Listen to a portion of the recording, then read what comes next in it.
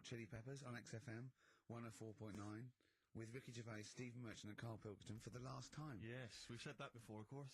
So don't get your hopes up. Yeah, we've had some highs, some lows, some laughs, some tears. Carl, you're concentrating. A lot of tears, mainly from the audiences. Yeah. Now, before we get into that, before we get into talking about maybe some of the hijinks we've had, looking back, looking forward as well. Do something easy first. I came in, Carl was sitting at the desk. He went, alright. I went, alright, yeah. He went, see that Alan Clark diaries? I went, no, I didn't. He went, like we were talking about it. He went, I've never kept a diary. Keeping a diary will always get you into trouble. And I said, like Anne Frank. What did you say, Carl? The woman in the cupboard? That's what he said. The woman.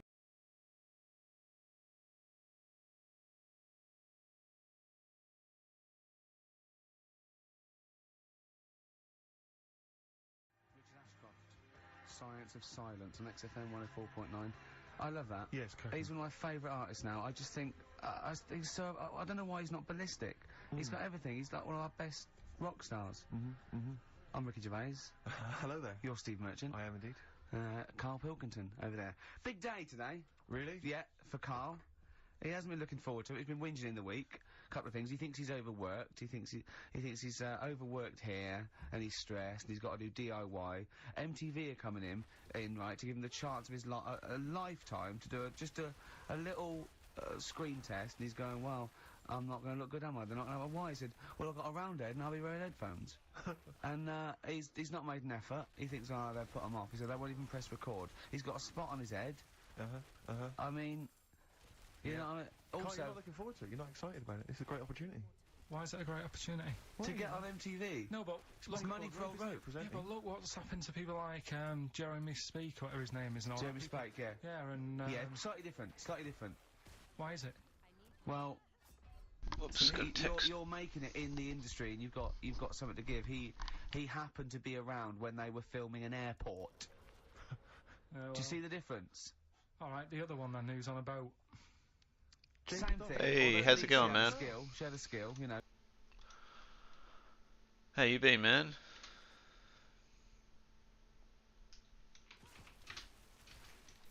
How's the desto been going?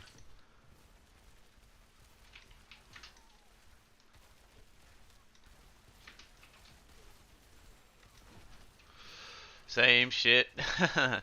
Yeah, not bad, man. Had streamed. Yeah, good. It's fun. Yeah, I played a little bit the other day and was still enjoying the build that I had because it was all the void exploding stuff. Fucking awesome. So I wanted to like get this to 100 so I could start playing again. So I did a whole bunch of levels last night and just got the last 2 to do.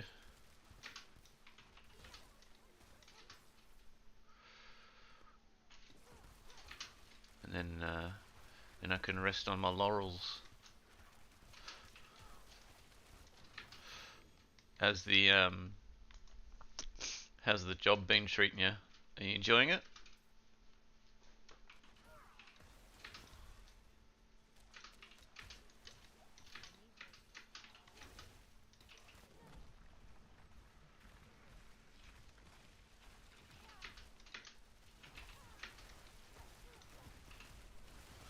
Yeah, it's pretty full on, but good. Oh, nice. Because you're doing like all sorts of filming and shit, isn't it?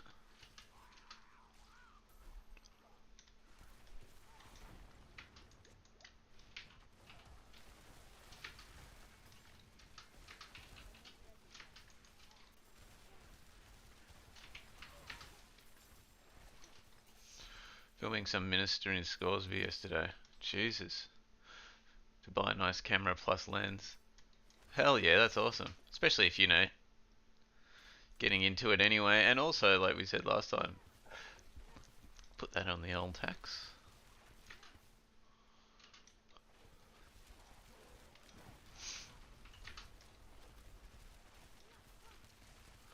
Fucking it's expensive though, innit?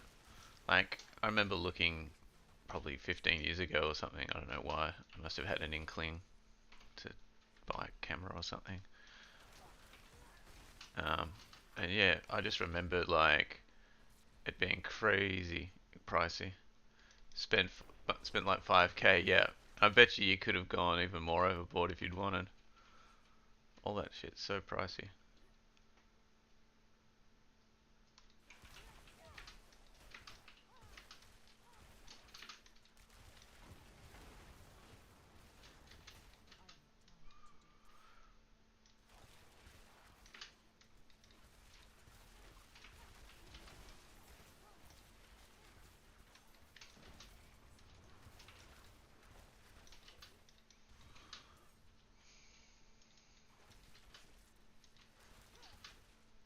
Are you fucking serious?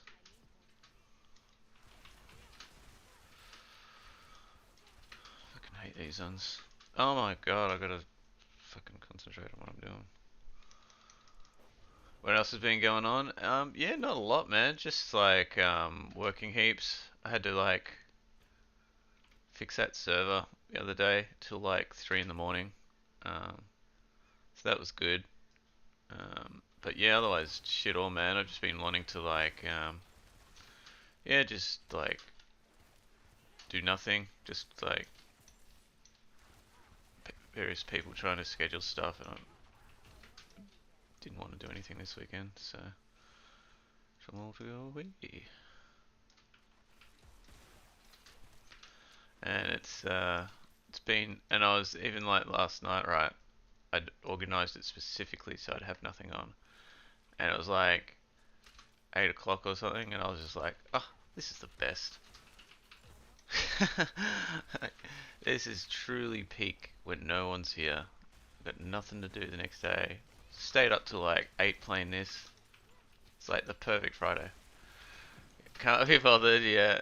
Well, you've had it worse than me, man. You've been under the pump with like, you know, various commitments and birthdays and bloody,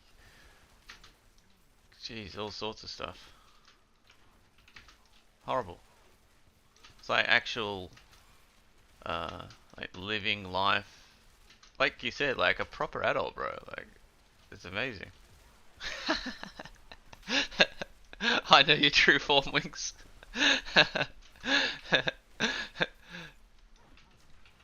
like that, yeah, yeah, that pic with the guy with the like the face mask in front of him. Like, for fuck's sake.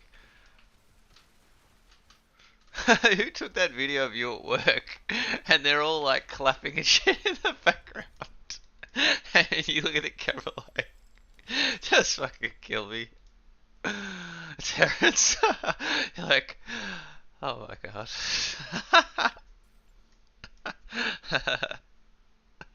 It's so loud, I know. What are they doing? Why are they doing this? Hey, hey, hey.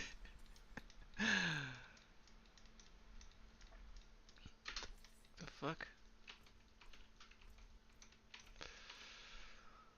Oh, that's amazing.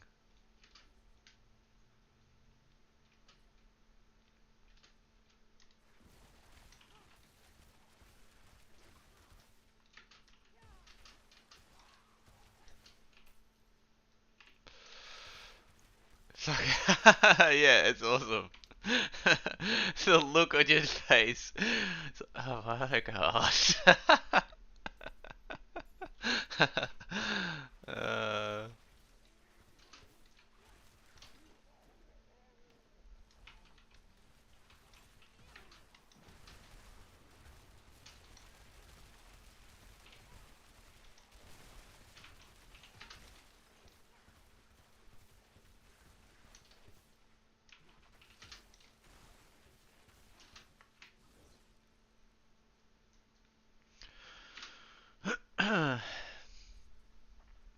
Same thing you had the same thing with your Desto build. Yeah, that was I got the one that you made for me. It's a fucking beast. The invis is insane. I was invis every fucking 5 seconds. I was playing invis, invis, invis, invis. Ah, I'm loving it. Keen to adjust to the new season, but the one I had was really nice. Yeah. So did you say that there's like the arc one's part of the thing this year? I do like that, but I really like the build I've got. The void is sick. with all the invis shit. Fuck, this is gonna take me goddamn ages. And look through the artifact quickly. It seems to be new arc mode. I love my electric.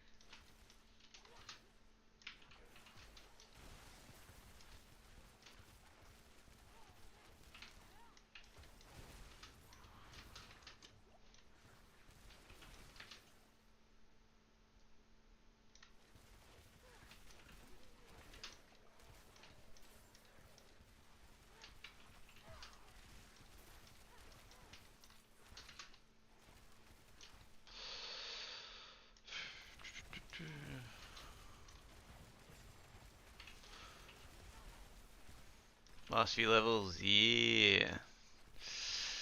But goddamn, it's gonna take me a long time. Like 21, 22 mil each, yeah, exactly.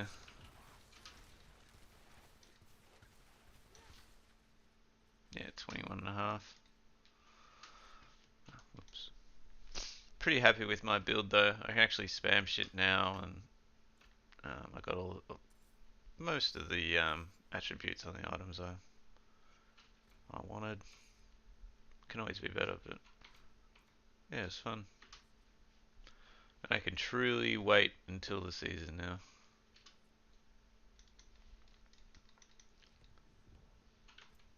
But yeah, it will be nice just to have it ticked off.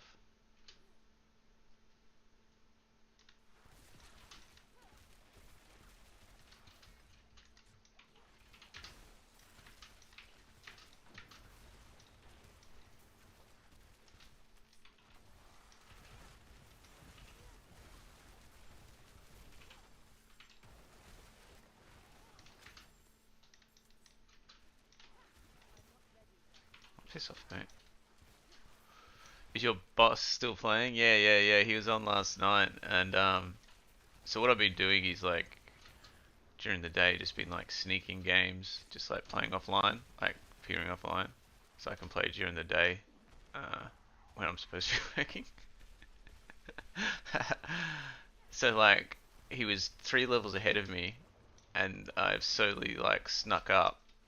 And then the other night I jumped on and I was two levels ahead, and now like he's still like, I think he's like 92 or something. He was gutted. He's like, "Oh, you're gonna beat me." Like, yeah, that's right, buddy. But he has a family, Mike, so unlucky. Because he goes, "Oh, you know, what time are you gonna play till?" I said, "Oh, I'll probably play till like 8 AM, man. I have nothing on tomorrow."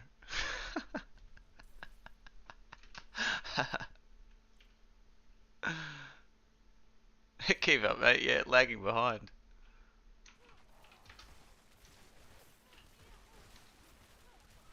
Who's a lagging now?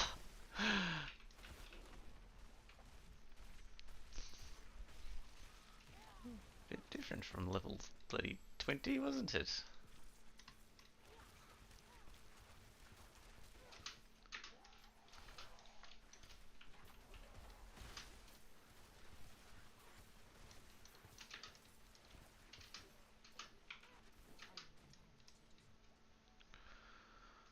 Alright, last one. Where the fuck?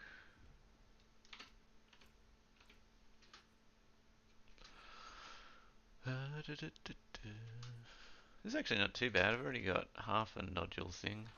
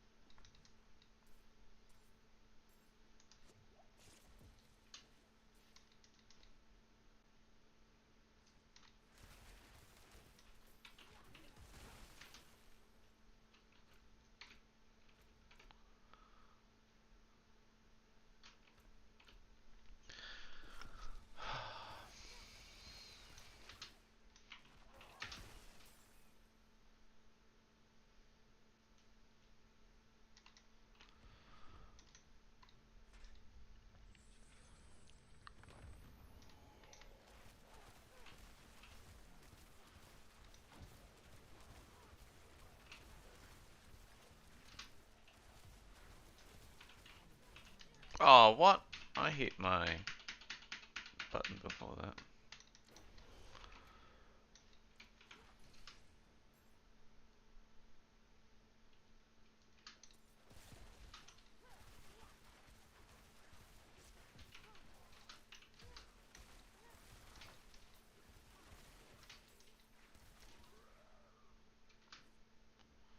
Come here, you prick. Shit, no revives. I better actually.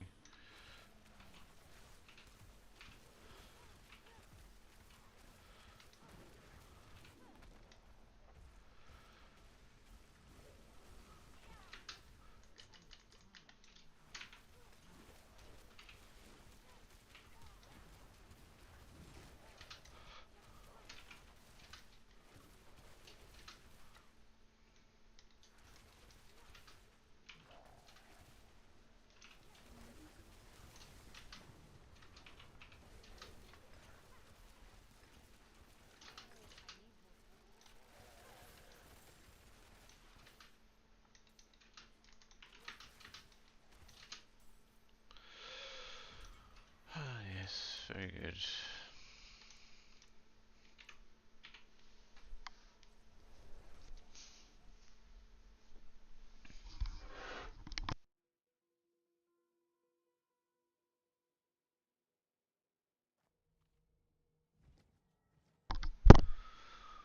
Oh god.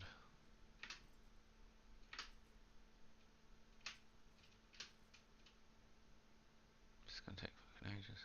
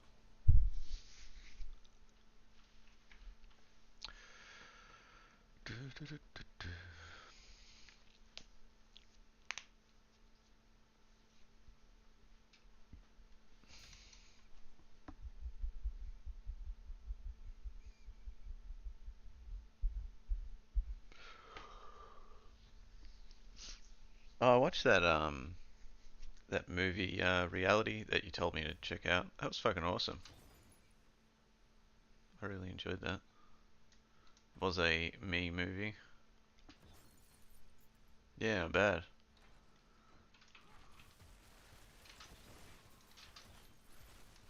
Terrible name, I know. Yeah, I was like, what the fuck? Who names their kid that? What the hell's wrong with you people? You're not doing them any favors.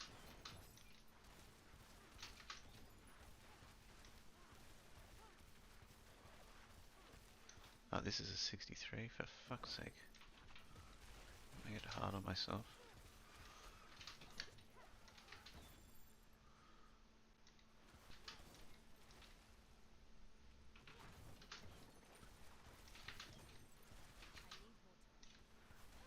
Ah, for fuck's sake. That's annoying.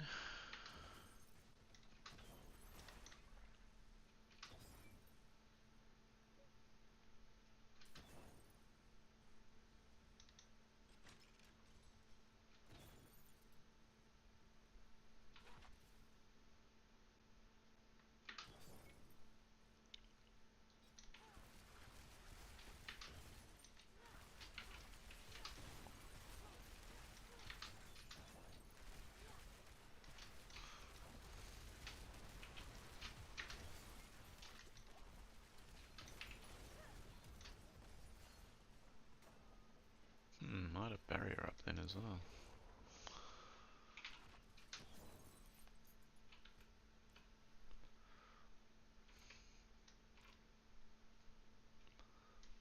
This, oh, shit. We cannot be considered human anymore. What we are butlers. What the? Butler Academy? The #1 butler. What the fuck? Yeah, the butler school. That's amazing.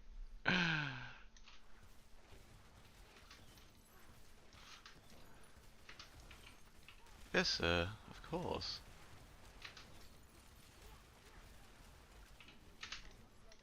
Oh my god, are you serious? This pissed me off. Why didn't I check first?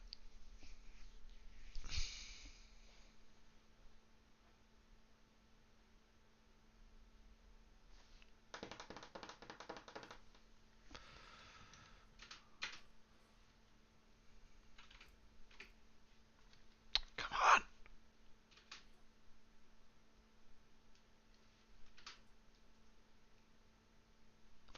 Yes, I might also chuck Butler School on later as well.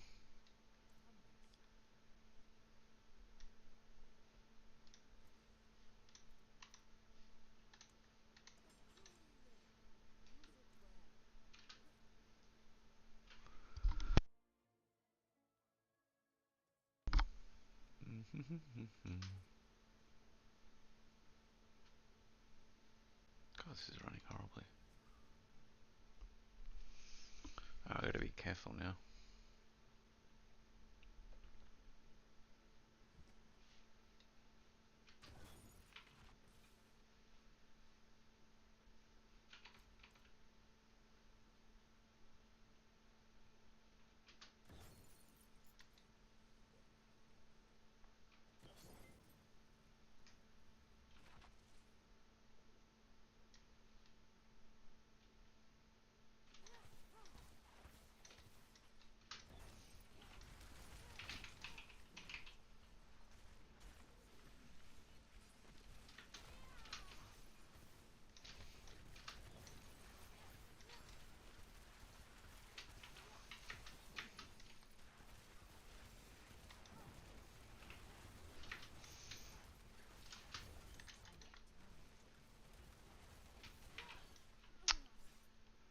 Yeah, okay.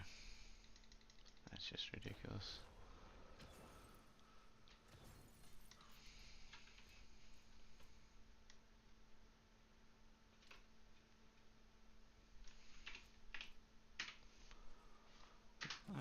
Fuck it. Go down with the ship.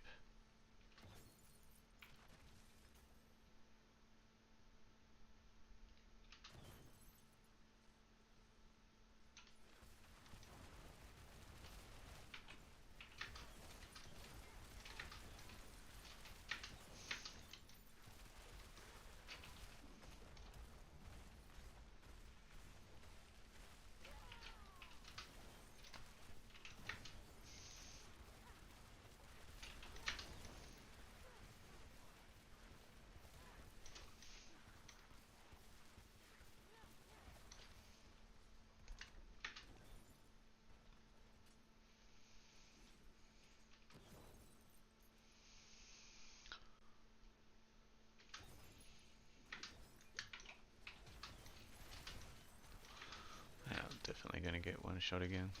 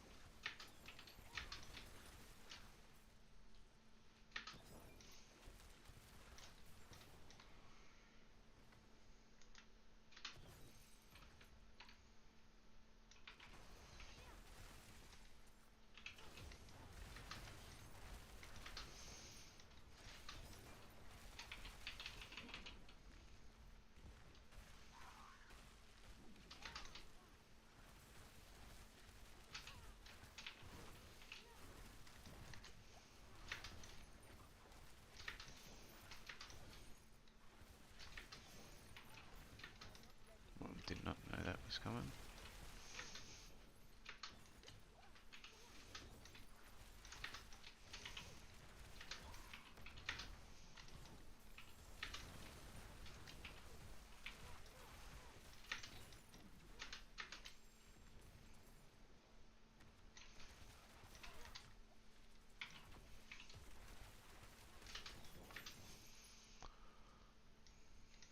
Oh, fuck off. Are you serious?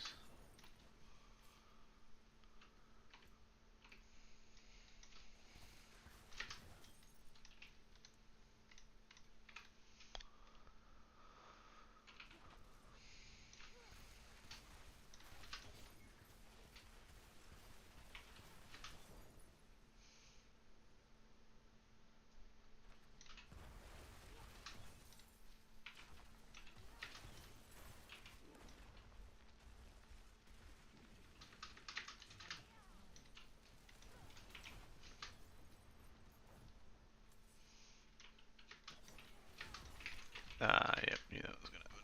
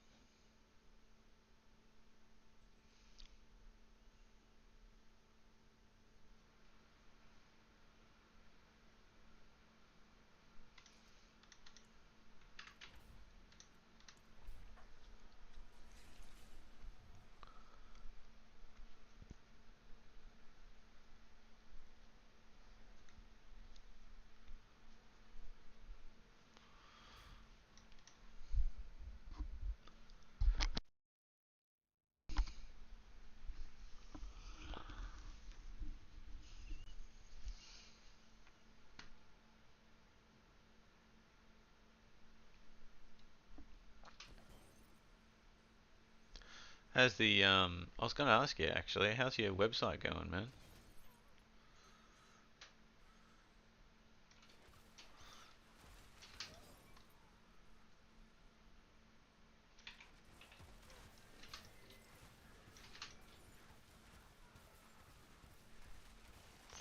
He was all G'd up.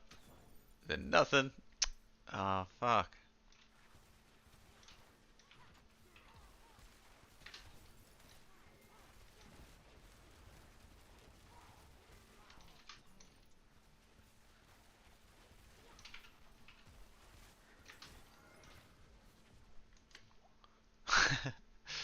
Nothing.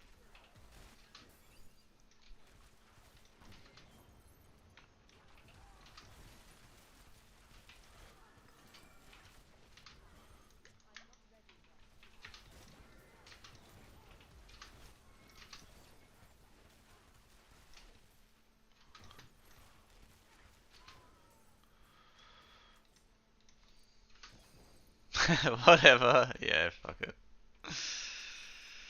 Yep. Whatever.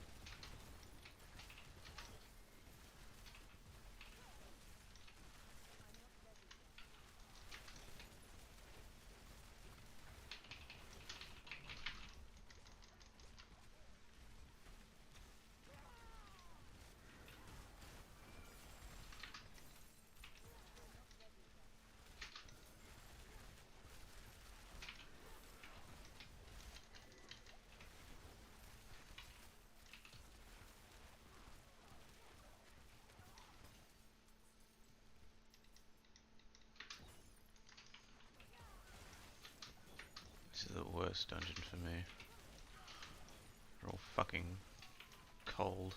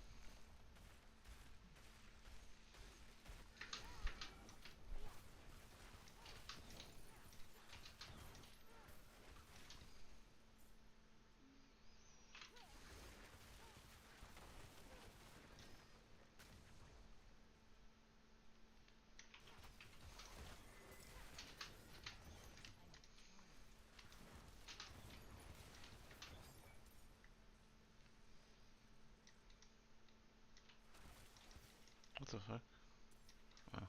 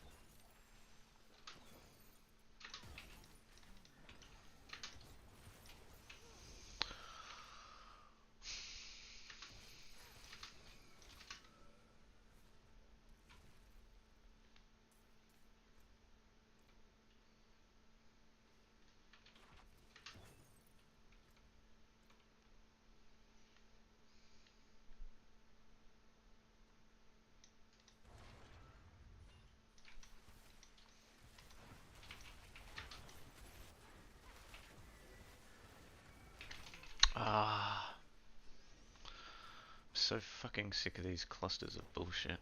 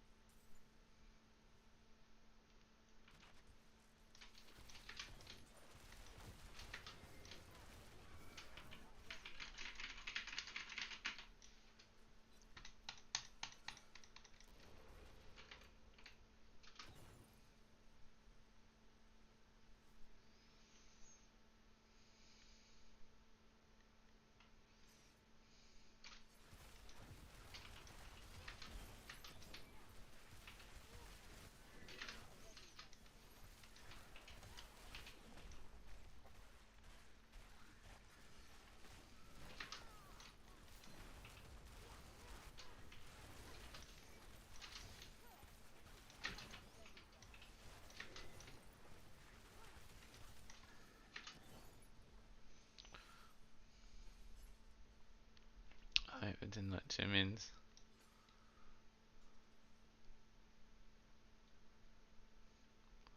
Oh damn, I'm actually having fun.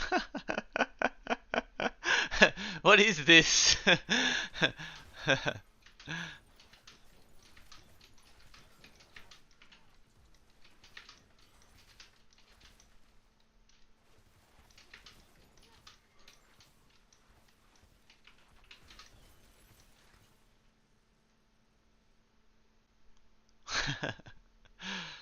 It is pretty fun, man. It's a fucking not 6 series. I can't wait to try some of the new content out.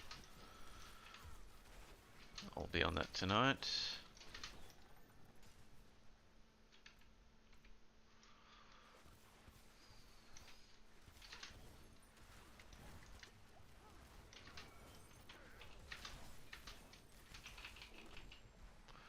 Annapurna Showcase? No, no. I've just been doing this pretty much, man.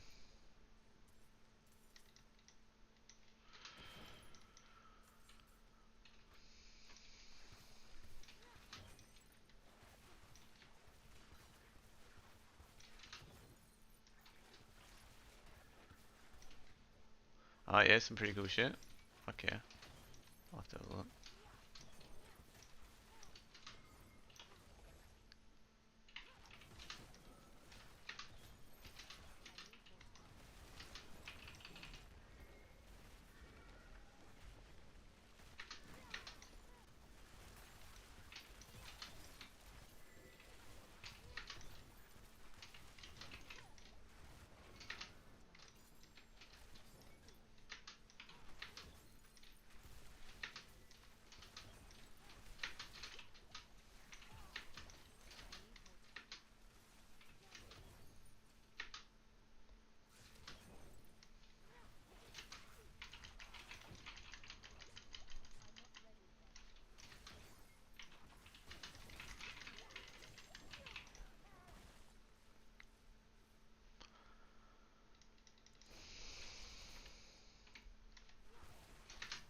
Oh, fuck off.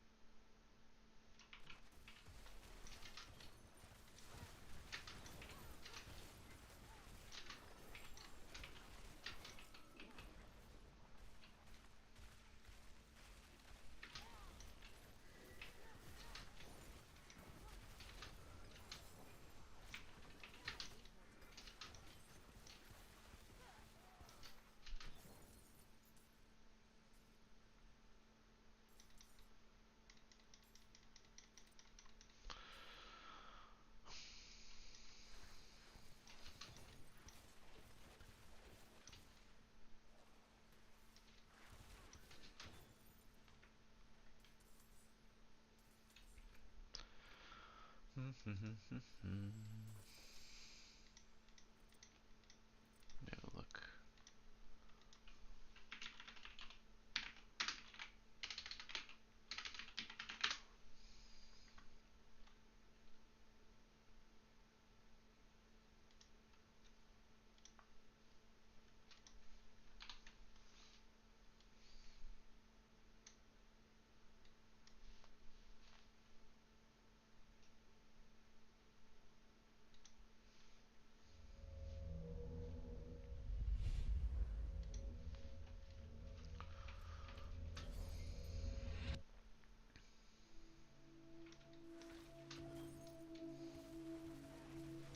I have been asked to approach you about a project related to events in 1847, 1963, 2014, and one happening in the very near future. At least 2 individuals in Europe are confirmed to be involved, but ties with several international contractors have been identified. The financing of the venture has been traced to a US-based corporation. You can expect to be contacted by them soon. They will Ooh. possibly hire an actor to communicate with you through a video. This video is designed to gauge your interest in interpreting patterns. Patterns. Huh. Sick. Solving puzzles. Puzzles. Oh, you'll be all over it. Metaphysical aspects related to the project. They may also want to test your receptiveness to unconventional concepts. To gain your trust, this person might offer their unsolicited advice or ask you questions about your dreams Sick. and memories, but you will likely never see the face of the person speaking. My personal advice is not to play along with their strange game. You're being led around in a maze of deceptions. Think back on when they first tried to contact you. Do you remember? Do you remember the maze? Do you remember the maze? Do you remember the maze? Do you remember the maze? Oh, sick. Do you remember the maze? Do you remember the maze? Do you remember the maze? Do you remember the maze? Do you Jesus. remember the maze? Yeah, that looks awesome.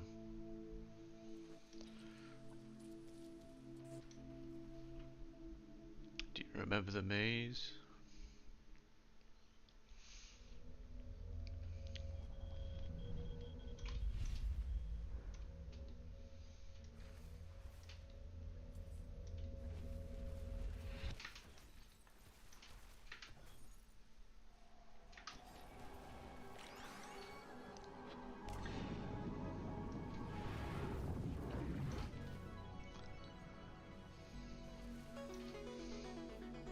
Oh man, I'll just go back and watch all these. Sick.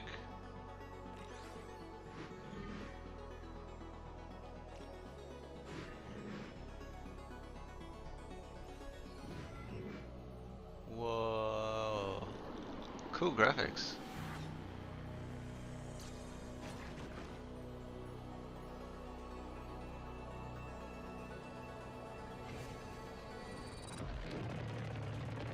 Whoa. Okay, that's pretty sick. I think I'm just gonna watch all this, otherwise I'm just gonna keep alt-tabbing. Ooh, Perth. Photography sim, you can't believe your luck. Practice some of your skills.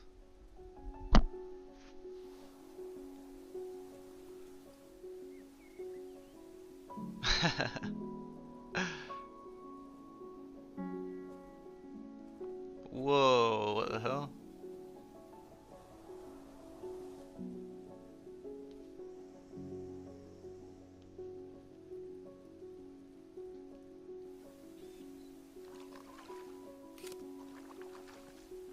Holy shit, awesome. Oh, I do remember seeing a trailer or something like this for this. Maybe a preview or something.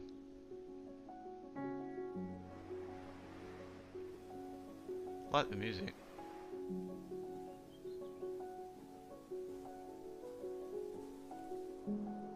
Yeah, it looks awesome.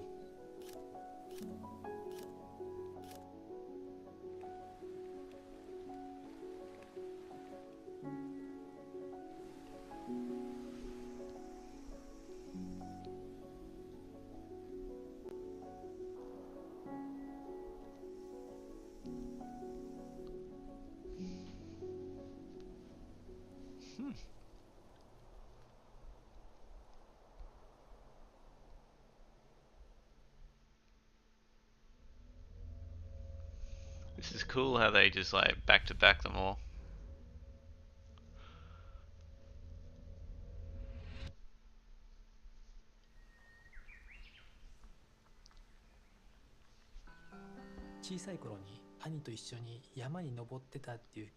No bullshit, yeah, exactly. 結構自然と多く触れ合っていた子供時代だったと思います。三橋明です。ひろこと一緒にこの丸光ゲームズをやっています。丸光ゲームズでアーティストをしている椎野ひろこです。ひろことは福岡にあるゲーム This 会社 segment has no game in it. Yeah, we'll spin on. 実は言うとですね、一回 What the hell?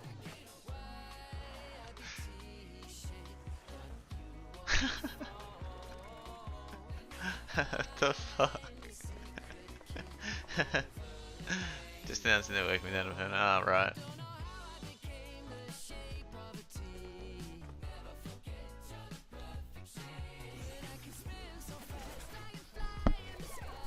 What the hell?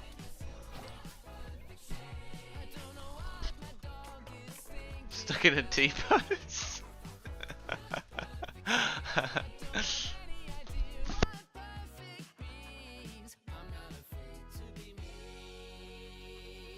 Yeah!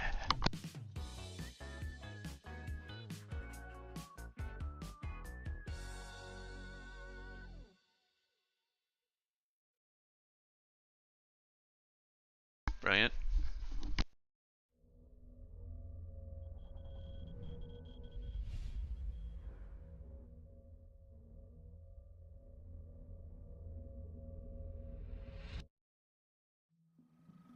Hello, I'm Richard Hogg, and I'm one of the people who made Flock.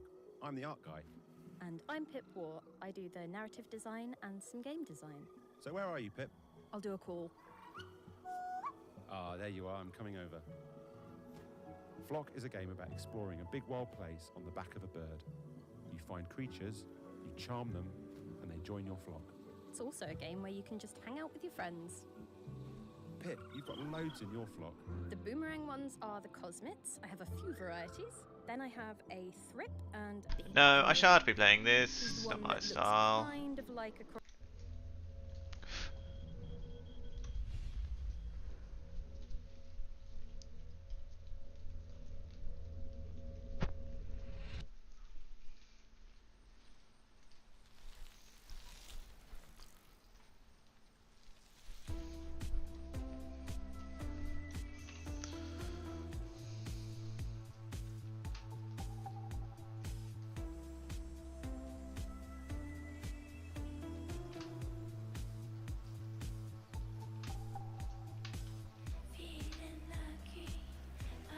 Huh, sick graphics as well. Cool style. Cool art style, rather.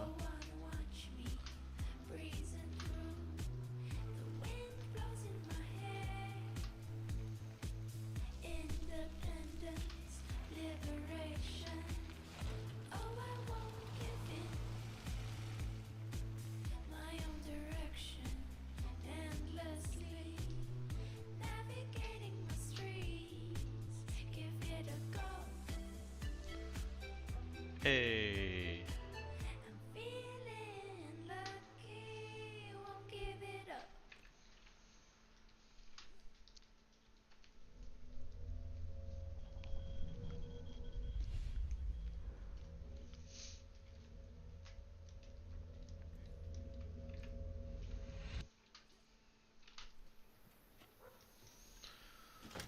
Basically every day, if I've hit like a roadblock or if I just need some sort of inspiration to kind of like move on with something, I'll just hop in my car and drive like 5 minutes over to Roger Williams Park.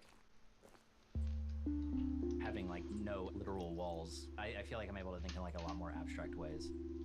I'm Jacob Williams. I'm the head and creative director of Glass Revolver, and we're making We Kill Monsters.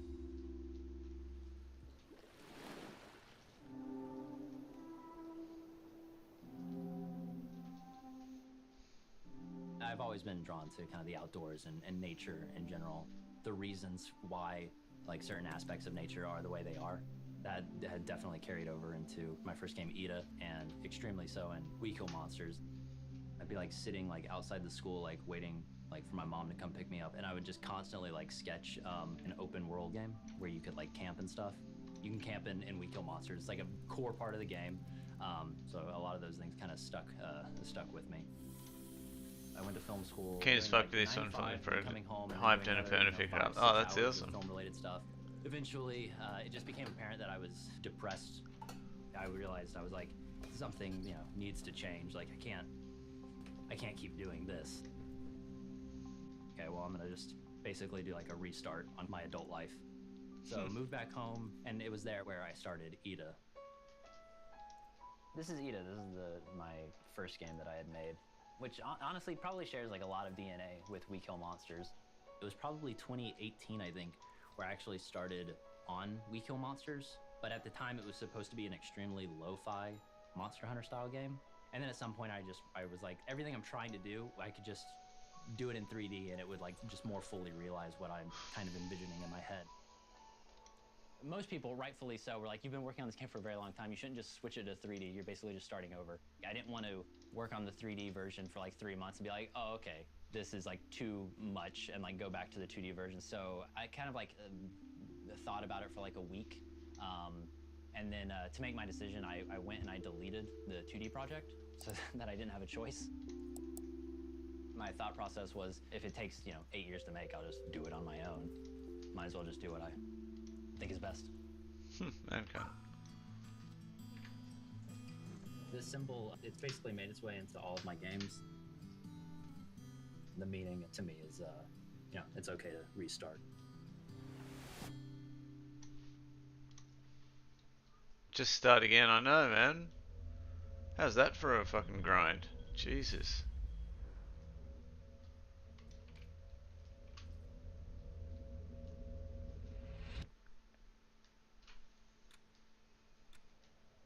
Whoa, that looks crazy.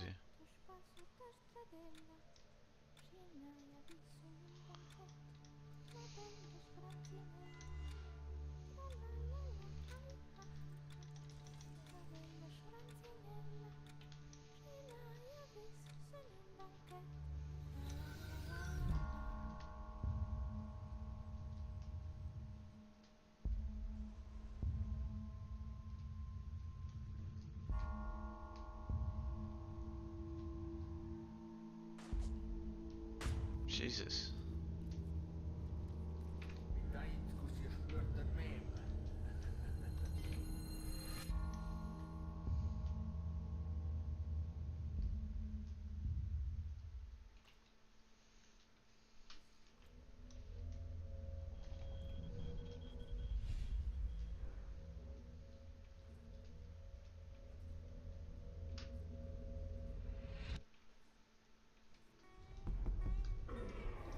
Hi, I'm Ben Ruiz, the founder and creative director of DinoGod and the designer of Bounty Star. Bounty Star is a game about a broken but powerful ex-soldier, now a bounty hunter, in a post-apocalyptic American desert. Her name is Clem, and she's trying to start a new life in a place far from home, traumatized from a profound mistake she made at the end of her military career. One half of the gameplay experience is a third-person action game shooting mechanics in which Clem is bringing in her marks, dead or alive, in her customizable infantry mech. Throughout the experience, the players will obtain all kinds of exciting mech weaponry and utilities and use them against increasingly bigger and badder foes. Looks like a bit of fun. In the other half of the gameplay experience, the protagonist cleans up her life and develops her bounty hunting operation in the safety of her newly acquired home on the edge of the game world, a rundown pre-apocalypse gas station and tune-up shop with a lot of potential. The player will learn how to be an effective bounty hunter in this scarce and dangerous world in which self-sustaining ways of life are absolutely vital. She will grow and obtain food and use it to cook meals that enhance her focus in different ways. She will obtain scraps and crafting materials and use them to build devices that enhance both her personal and combat endeavors. She will befriend and be visited by all manner of characters, all of whom are playing an important role in her current phase of life. Bounty Star is ultimately about a human pushing out inner demons, rebuilding herself and her personal environment, and relearning what it's like to be a force for good in a place that very badly needs it. As a gameplay experience, it is all about engaging, fun, modern action mechanics that many types of players will be able to enjoy, but not without being challenged. Thanks so much for watching. Bounty Star is coming in early 2024. Yeah, I'll look at that.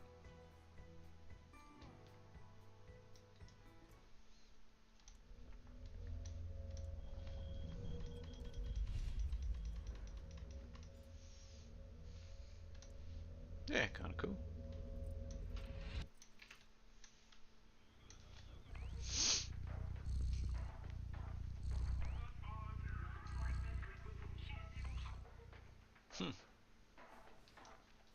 Oh, Stray 2 or whatever.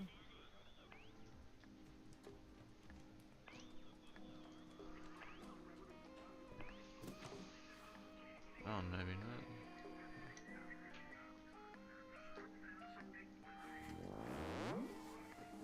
Ah, platform announcement. It's a good, cool trailer there.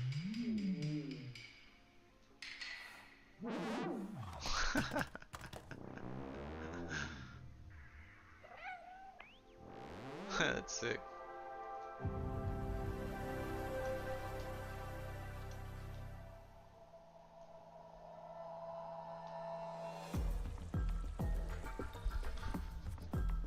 Alright, we can spin on from that. Idea to go home?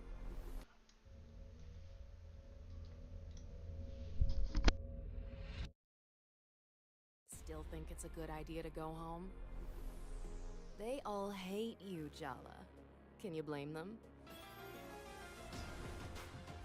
You're way too stubborn to just give up. Dad, stop being so sensible. Timber Hills, our hometown. Full of gossiping aunties, parental expectations, and your past mistakes. Hope you're ready for some long-delayed emotional catharsis. Because your exes are looking for revenge. Or maybe a date. Are we flirting? Or are we fighting? Why not both? Guys. Why not both? Powerful. So, I have to make up with my first love, find out what's going on with the creepy skate cult run by a bear mascot, win my mother's approval, and track down my sister who's avoiding me, all before the most dangerous battle of all. My mother is coming to Timber Hills. The women in your family, they're all terrifying.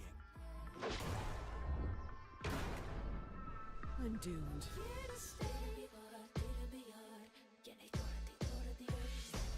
My advice to you, Jala, die young.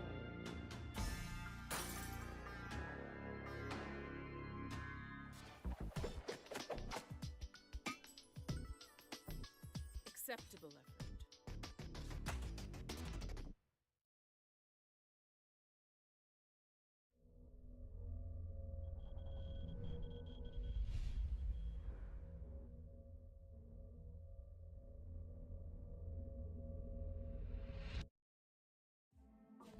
Welcome back to Storyteller.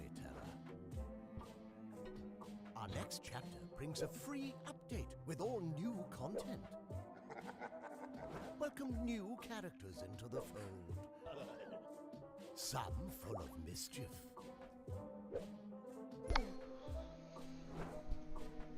Some warm the heart. Puzzle through new scenarios with new challenges.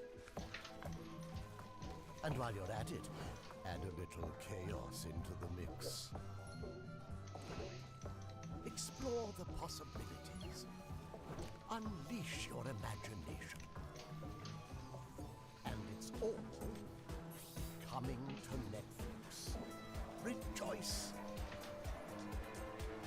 Storyteller. Our all-new update is coming September 26th.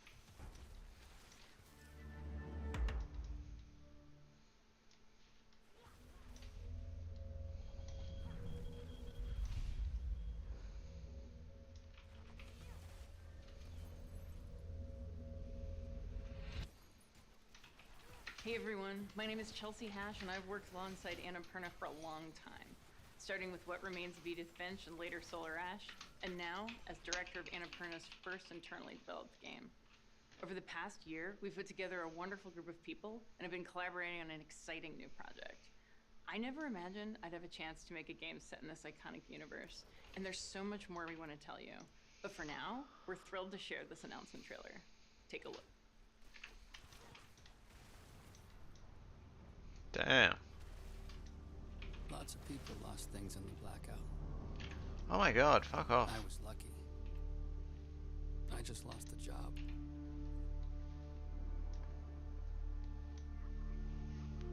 This one looks cool. But now, they want me back.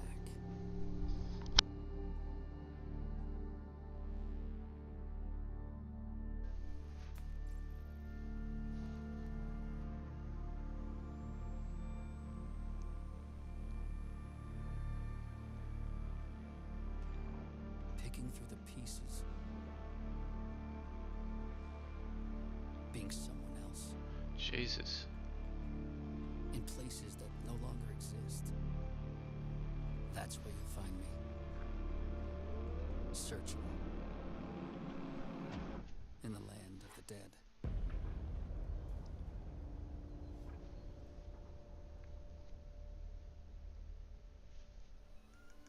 Oh, what? Awesome.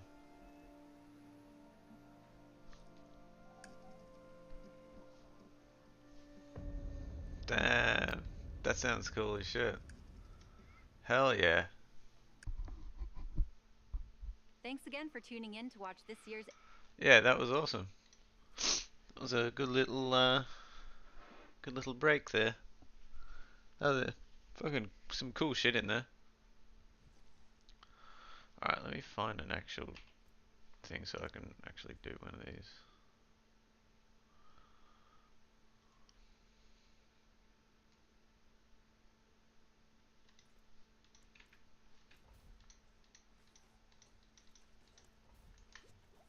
Oh, fuck off.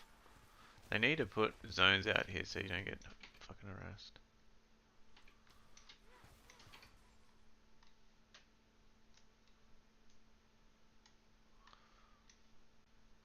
God damn it, where was it? Now I don't know where it is.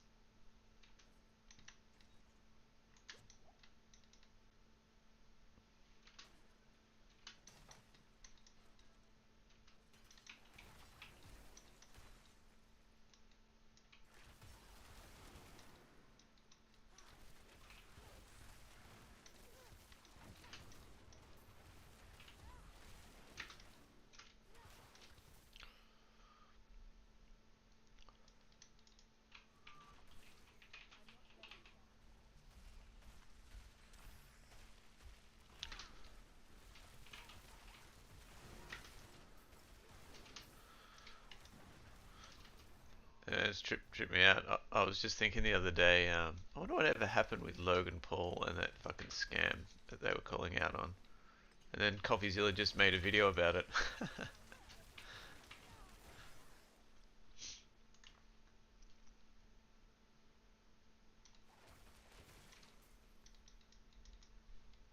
Just watched that before, yeah. What a surprise. It's done absolutely zero. Yeah, I was just thinking the other day, I was like, man, I wonder what happened with that. 100% that's what he's trying to bank on, people just forgetting and shit. 45 mil, I know, just fucking say, look, how much to get rid of all this?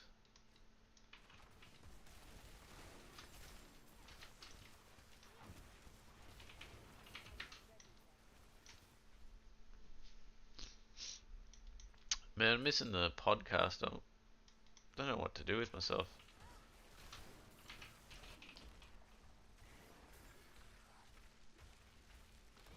All my like key days and like out of whack now. Like usually Saturday, like the first thing I do is wake up and watch it. Now I can't do that. Usually got like, you know, leftovers on the Friday.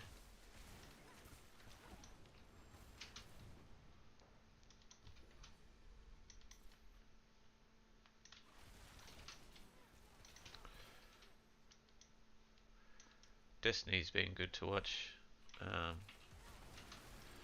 as a stopgap as well.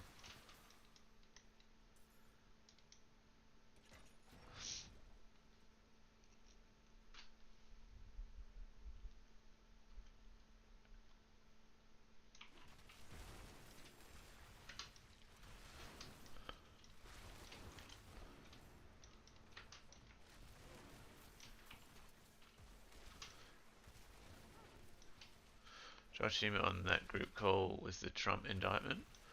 I don't think so. I don't think I've seen that one.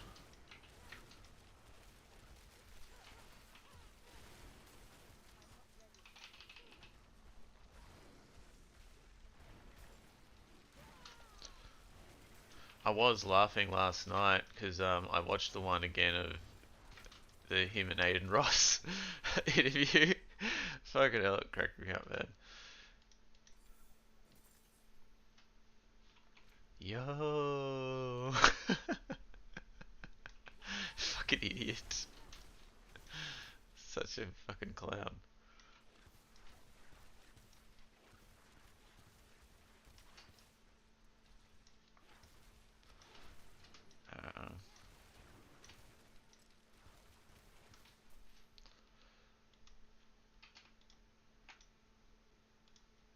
Mind bending how fucking Trump pilled these people are awesome. Love a bit of that. We love that. We love that. Basically feel like we're listening to 5 to 10 minute rants from one person and then Oh yeah, so this is where I was up to, Dylan Burns. Right, yeah. Ado, Phil KOE, There you go, must have started it but never finished it. So this is very start. Was politically motivated, whether or not it has a basis in reality that is worthy of prosecution and conviction. And then finally, as a second topic, if we feel like we're stalling on those contentions, then we'll move into whether or not this hurts or helps Trump during the primary and the election season. So go ahead and introduce yourself. The flag up. Well, folks, of course, I am the man of the hour, the man with the power, the man that makes you the podcast coward, the prince and potentate of the political parlance, and the lord of the Scottish Highlands, and one damn handsome. Oh, yeah. Your king of extreme, Phil KOE. You can, of course, find me at KOE Nation on YouTube, TikTok, Twitch, and now Twitter as well, folks. My kingdom ever grows. So find me at KOE Nation. Fucking theater kid, yeah.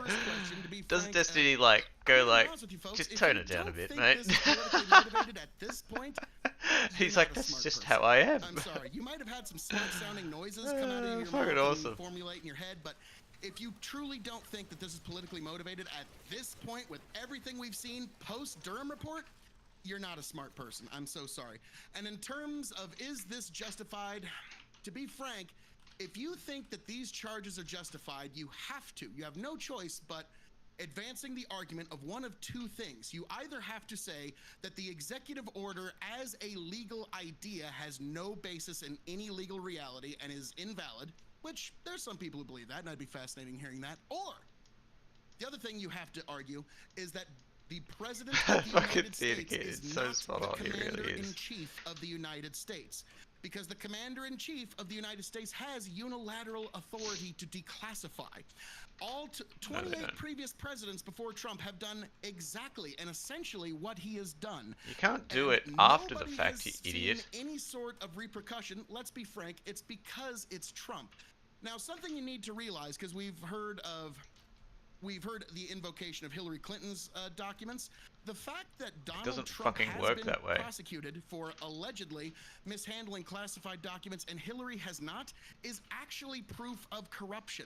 And also, one thing I'd like to keep before your minds, everybody on this panel tonight, Joseph it's R. not Biden, really the same while thing. Senator had classified documents he had no clearance to have, he had no ability to even read, he had no ability to declassify, and he was negligent with our national security secrets he had no clearance to ever possess or own, which, whether you like it or not, no matter how you want to look at it, is objectively, measurably worse than anything Donald J. Trump is even accused of. Let me say the thing is, that makes him objectively, if he just returned them like a normal person instead of hiding and covering shit up, we wouldn't even be having that convo.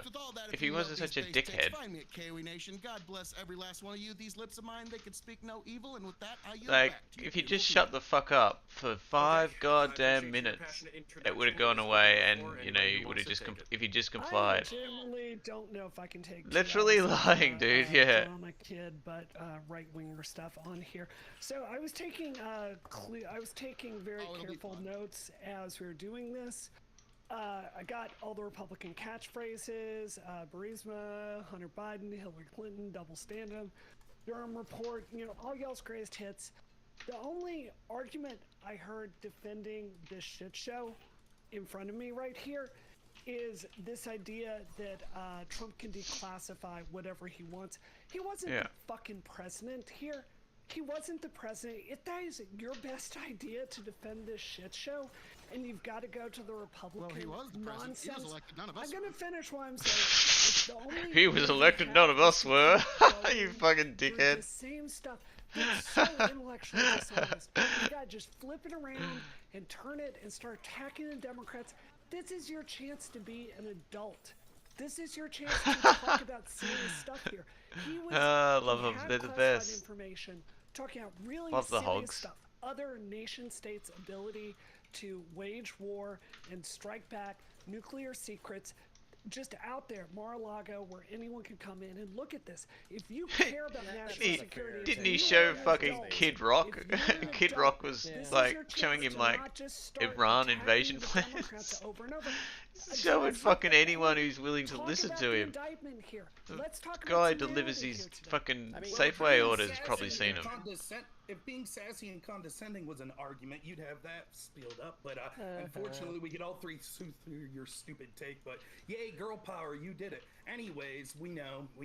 Don't interrupt Oh me, my I'll God! finish listen what to I'm this going guy. on. The point is, what if you're getting anybody at can is that say there's the a clear commander in double. chief There's a isn't the clear presidency, I'd double love to hear standard it. in the way this applied, and I noticed that you ignored all of that, which was part of the topic that Connor talked about. There is and this is something that you would have. This is something that you would have cheered for the whole time. For example, you just started talking about how dangerous it is to leave these super top secret documents. You have no idea what these documents say. None of us have seen them. In fact, even Trump's lawyers haven't been allowed to see them.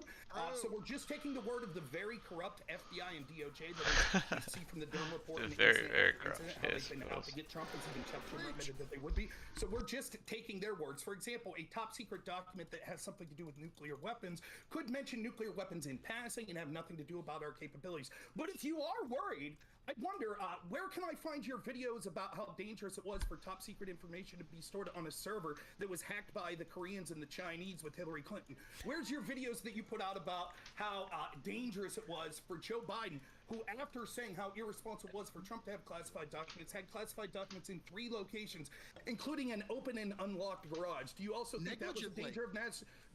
Is it your turn to stop being childish, and now's the time for you to come and talk about how dangerous that was to our national security secrets? I think the more pressing question is, Brianna, do you not see that as a double standard at all? No, I so think it is okay for Joe Biden and all these other heads of state to have those types of documents in those types of locations. Oh my God! They just don't get it at all. But it's not negligently. They knew they had them there. You asked me a question. Yes, and they returned them when they were asked. Yeah, and his lawyers answer did. his The people question, that please? brought them there. These people are awesome. I love it. I love the delusion. It's so good. So I understand that Republicans don't want to talk about big structural issues here. We don't do have a deflect, answer the question. classification. He doesn't even like them. Like, isn't there like audio recording of Trump like calling his supporters nutters and shit? He doesn't even like them. I have a small child. You're we are going defending to a man have, who hates you. This is the absolute invocation of parental authority. So, what I would say is, I'm partial to Brianna because I'm biased. So I'm gonna let her finish, and then we'll let whoever wants to respond. So this is my point here. We do actually have a classification problem here in this country. So the system that was built to classify these documents, this was built in the 1950s, and it is not scaled with the information age. This is one of the things I learned running for Congress, is we have a really big problem. We don't have the personnel to go through, check these documents in and out. They don't have an equivalent of, say, GitHub or something like that. So one of the problems is the reason you see Mike Pence and Joe Biden and Hillary Clinton, all these different figures, having access to classified information when they shouldn't, is we need to go through and massively update this system. This is the kind of boring problem that no one in Congress wants to solve, but it's actually a very important one, which is why there's this problem across the board. That is a separate issue than what Trump has done. No one on this panel on the left, she's I think, speaking would have sense. a She problem knows with what Trump the if score this is. was similar to a Hillary Clinton situation where he just incidentally Pick up my camera. had some Ooh, classified shit! information Nice. that Hype. was Have not fun, man. intentional. If you actually read this, and I don't think anyone on the right here has actually read That's this, exciting. you see repeated attempts to lie about what he had, to mislead, to work with his lawyers, to collude and break the law, to hide his like having classified information on his person. It's just night and day. So I don't think it's the same, and I don't think those situations are prosecutable in the same way. Real But quick, to you said go back to my question, what a coincidence. You said Hillary Clinton, it was incidental. She didn't know, correct? For which part? No, you said that Trump had classified information intentionally. It was incidental with Hillary Clinton. That's why it's different. there it are was just multiple incidental, like things, there are that's what you multiple said, correct? incidents with Hillary Clinton, so I need to know which one you're talking about. Well, to be clear, on the Hillary Clinton email you're the one server, who's- it was the FBI's contention that she didn't know. To be clear, those Right, are the okay, official but findings. we'll get to that in a second. Yes, we know the corrupt FBI that all their agents were proving and saying in text message that they wanted insurance policies. That to stop horrible, Trump. lifelong Republican Right, Comey, nominated by George W. You Bush, get that it. just so happened to turn Now, out to be if an you evil think- leftist. Yes, Right, that if one. you That is think correct, it's Rob. Re- Yes. If you think it's Republican versus Democrat, and that's the difference in the corruption, then clearly you haven't been paying attention. Nah, I know it's you a skipped the Durham uniparty report and corruption. everything. Nonetheless, you're the one who brought up that it was incidental or classified. So let me get you 2 examples of questions as to why. Do you think that Hillary Clinton, as a career politician, understood that having a server meant that there was likely to be classified information on it? Nope. You think that Hillary Clinton, do you think, first off, do you think that she went through a training that said that it was inappropriate for her to have a personal server? Nope. As reported by the FBI, unfortunately for the State Department, there was a long-standing, even Trump has sent emails from his phone doing personal business. And the email is different than a server. Regardless, email server, whatever. The idea was that there were some people that wanted to be able to send emails quickly. The idea was some people wanted to be able to send emails quickly. They didn't have the ability to get access to classified servers or to State Department servers quick enough, so they sent some emails on their personal emails. But the idea that they knew, the idea that she knew that there were classified emails there was never proved. The classification markings on the emails were suspect at best. I think only 2 had an actual C classification on them, and all of the emails that she was sending was going out to other official people doing official business. There was no attempt to hide or mask or she deleted the emails after getting a subpoena. That's an attempt to hide. We'll get there. Please, we'll get there, Phil. So there you heard it there from Destiny and Brianna, what they're going to send them. Well, the FBI said that when Hillary saw the classified material, this career politician didn't understand what the classified markings was. She thought that they I didn't say that. Wait. Hold on. Wait. Please, wait. Don't. Please, wait. If you want to, I know you like to do your dialogue, but please don't misquote me. I didn't say that she saw the classified material and didn't know what it was. My understanding is of like the 200 some, there were only like 200 some classified, half of I think which were retroactively classified. Of those emails that were classified, I believe only 3 even had the markings on them. There were no formal classification markings on 99.5% of these supposedly classified emails that were even on the server. So no, it wasn't like they saw a whole bunch of classified information. The FBI themselves said that it looked like when they were talking about classified topics, they were trying to just use like keywords or whatever, so they weren't intentionally spreading information that they knew they shouldn't. Like for the most part, it seemed like everybody that was conducting business on these servers and emailing to and from each other were doing their best to avoid leaking or having any kind of like improper communications going on. That's why of the 30, that's why of all the emails, only 200 were found. To respond, please. Sure. Yep. I just want to be clear on the facts. You absolutely can. So basically, it was okay when she did it, is what I heard. Phil.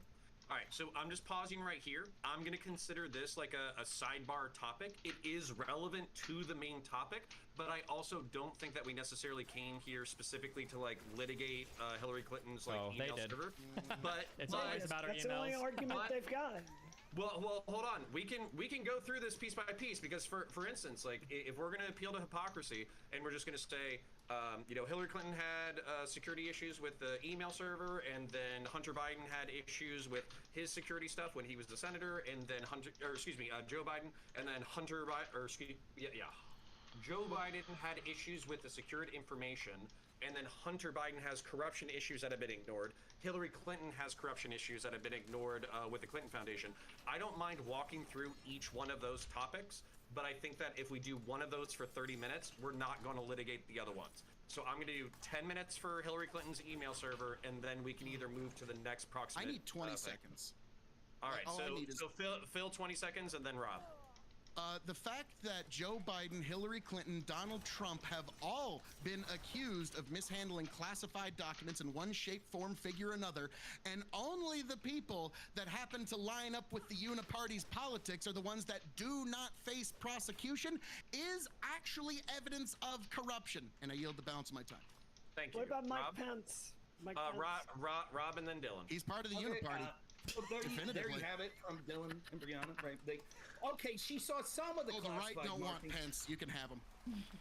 She saw some of the classified markings, but this career politician didn't understand what they were. Now, an FBI agent, who they didn't release the name of, said that he thought that it defied credulity that Hillary Clinton was actually arguing that the classification markings actually were alphabetical order. And if that defense works for Hillary Clinton, I assume then if Trump says, well, when I said things looked secret and things like that could have declassified, I didn't know they were classified. I thought that was just alphabetical markings. I assume then everyone here will say, well, that's perfectly legitimate. If he thought that they weren't classification markings because the subpoena called for things that were marked classified, if Trump didn't think they were classified, he just thought it was alphabetical, then it's cool, right? Well, Trump said, these are secret, I'm not supposed to show you. Doesn't mean they were classified. Wait, what does secret mean? Wait, I have the quote here from Trump. This is from the indictment. Trump told individuals that the plan, and this was after he was showing aides and like journalists who were visiting him, secret plans to invade a country. Just to be clear on that. No security clearances. It was a plan to invade a country which is believed to be Iran, but we don't know if it was Iran for sure. This is what the indictment says. Trump told the individuals that the plan was highly confidential and secret. Trump also said, and this is his words, as president, I could have declassified it. Now I can't. You know, but this is still a secret. So by the way, wait, one last thing. I do also want to say, KOE, this means Trump doesn't even agree with your position on how the executive authority No, I'm saying that the tape that could you just declassify cited, documents. it's actually been revealed earlier today that that's actually been an edited tape. So in any real world, Could you tell me the context? Oh, it's been edited. It's been revealed. Wait. KOE. Where was this? I must have missed that New York Times article. Brianna Will, Hold on. Project Veritas even. Brianna, you are my favorite condescending woman, but Dylan is my favorite hairy twink, so I am gonna let him have a moment. I'm sorry, what's your classification? Is it otter? Wait, how are we defining twink here? Okay, bear, fine. Whatever you want. To say, so. Whatever classification you want. Dylan, please, you were finishing an idea. Please finish an idea.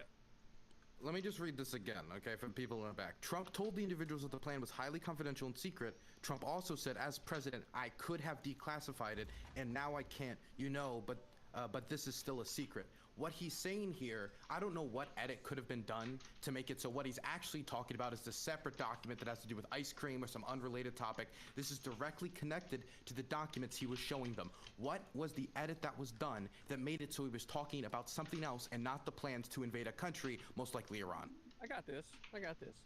I can see a very plausible... Hey, how you doing, buddy? Let's go.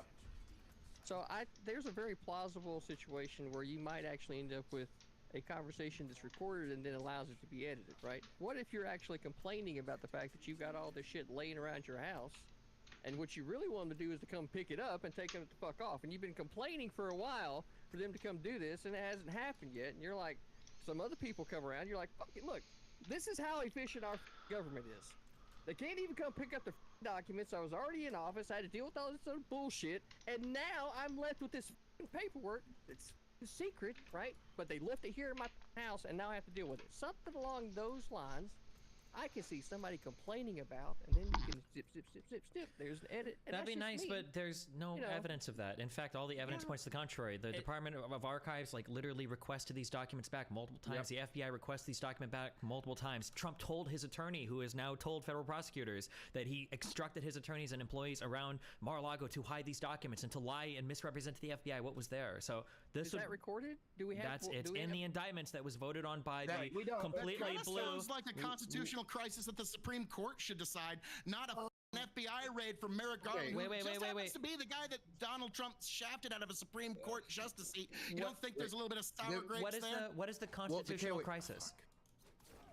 No, all of this whole problem here should have been decided by the Supreme Court. If we've got this problem, what should be done with these documents? What are the limits of this? Wait. Where do you think? Trump doesn't agree with you. Can we do like long before Trump the man's doesn't house agree was with ever you. fucking raided? Trump doesn't even agree with you. Let's do a really simple. I'm sure he would love to. If he was on this panel, he'd be like, Phil, you are the best. Your arguments are incredible. You are my new press secretary. He says right here, as president, I could have declassified it. Now I can't. You know, but it's still secret. There's some nuances missing. What's the edit? What's the edit? What's the nuance? Tell me the nuance. We don't need the edit. Okay, really simple back and forth. So you're only believing the adversarial prosecution here.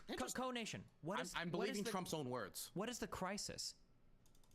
No, the fact that we had to raid a former sitting president's home over all of this nonsense should have been decided by the Supreme Court before anybody ever fucking knocked on his door. But if this is truly the fucking problem, Can we do can we actual answers and not like the grandstanding? Yeah. No, this is the answer. You not liking it is irrelevant. I'm sorry. Well, I want to make something clear. This is Phil KOE's actual personality, so you're just basically feel like we're listening to 5 to 10 minute rants from one person and then shifting to a 5 to 10 minute rant from another person. But without further ado, Phil KOE, we were talking about whether or not the Trump indictment was politically motivated, whether or not it has a basis in reality that is worthy of prosecution and conviction. And then finally, as a second topic, if we feel like we're stalling on those contentions, then we'll move into whether or not this hurts or helps Trump during the primary and the election season. So go ahead and introduce yourself and give us your thoughts. Well, folks, of course, I am the man of the hour, the man with the power, the man that makes you the podcast coward, the prince and potentate of the political parlance, and the lord of the Scottish Highlands, and one damn handsome man, if I do say so myself, your king of extreme, Phil KOE. You can, of course, find me at KOE Nation on YouTube, TikTok, Twitch, and now Twitter as well, folks. My kingdom ever grows, so find me at KOE Nation at all of those beautiful places. Now, to answer your first question, to be frank, I'm going to be honest with you, folks. If you don't think this is politically motivated at this point, you're not a smart person. I'm sorry. You might have had some smart sounding noises come out of your mouth and formulate in your head, but if you truly don't think that this is politically motivated at this point with everything we've seen post-Durham report, you're not a smart person. I'm so sorry. And in terms of is this justified, to be frank, if you think that these charges are justified, you have to. You have no choice but advancing the argument of one of two things. You either have to say that the executive order as a legal idea has no basis in any legal reality and is invalid, which there's some people who believe that, and I'd be fascinating hearing that. Or the other thing you have to argue is that the President of the United States is not the Commander-in-Chief of the United States, because the Commander-in-Chief of the United States has unilateral authority to declassify. All 28 previous presidents before Trump have done exactly and essentially what he has done. And nobody has seen any sort of repercussion. Let's be frank, it's because it's Trump. Now, something you need to realize, because we've heard the invocation of Hillary Clinton's documents. The fact that Donald Trump has been prosecuted for allegedly mishandling classified documents and Hillary has not is actually proof of corruption. And also, one thing I'd like to keep before your minds, everybody on this panel tonight, Joseph R. Biden, while senator, had classified documents he had no clearance to have, he had no ability to even read, he had no ability to declassify, and he was negligent with our national security secrets he had no clearance to ever possess or own, which, whether you like it or not, no matter how you want to look at it, is objectively, measurably worse than anything Donald J. Trump is even accused of. Let me say that again.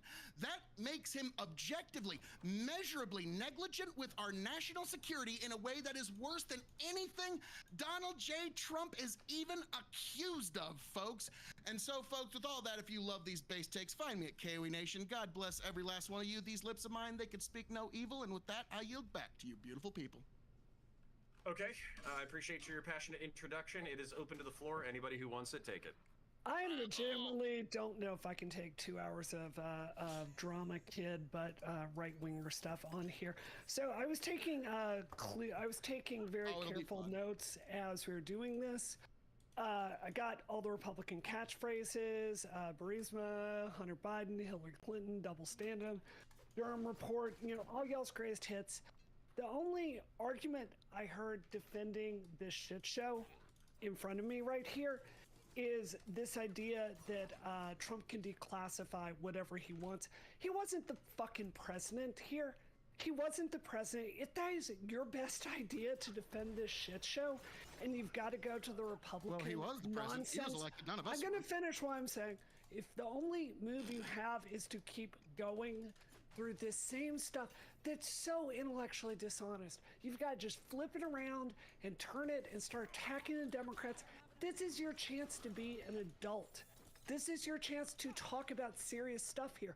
He had classified information talking about really serious stuff. other nation states' ability to wage war and strike back nuclear Right. secrets just out there, Mar-a-Lago, where anyone can come in and look at this. If you care about national that's not a security, fair if take you on are the an actual adult, statement. if you are an adult, this is your chance to not just start attacking the Democrats over and over. Address with the point. Talk about the indictment here. Let's talk about some reality here today. I mean, well, you if could being also- sassy and condescending was an argument, you'd have that spilled up. But unfortunately, we could all three sue through your stupid take. But yay, girl power, you did it. Anyways, we know.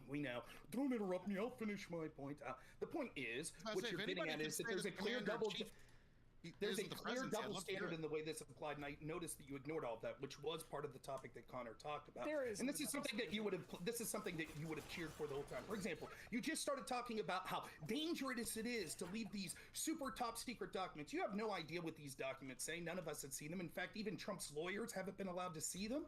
So we're just taking the word of the very corrupt FBI and DOJ that is we see from the Durham report and incident after incident how they've been out to get Trump, as even Chuck Schumer admitted that they would be. So we're just taking their words. For example, a top secret document that has something to do with nuclear weapons could mention nuclear weapons in passing and have nothing to do about our capabilities. But if you are worried, I wonder, where can I find your videos about how dangerous it was for top secret information to be stored on a server that was hacked by the Koreans and the Chinese with Hillary Clinton? Where's your videos that you put out about how dangerous it was for Joe Biden, who, after saying how irresponsible it was for Trump to have classified documents, had classified documents in 3 locations, including an open and unlocked garage? Do you also think that was a danger of national?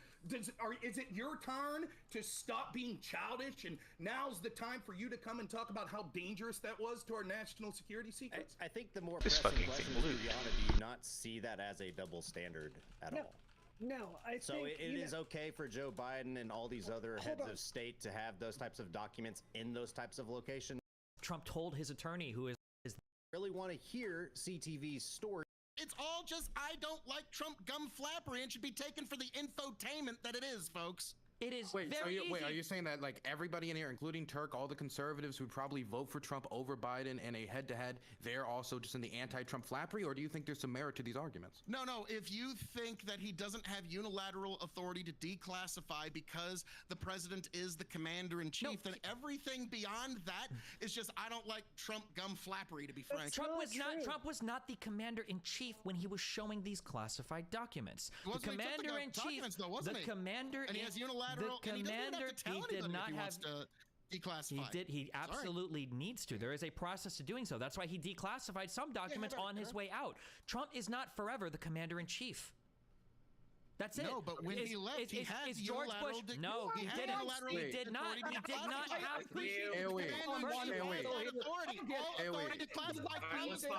Job moderating and everything. Got it. But I'm just going to talk.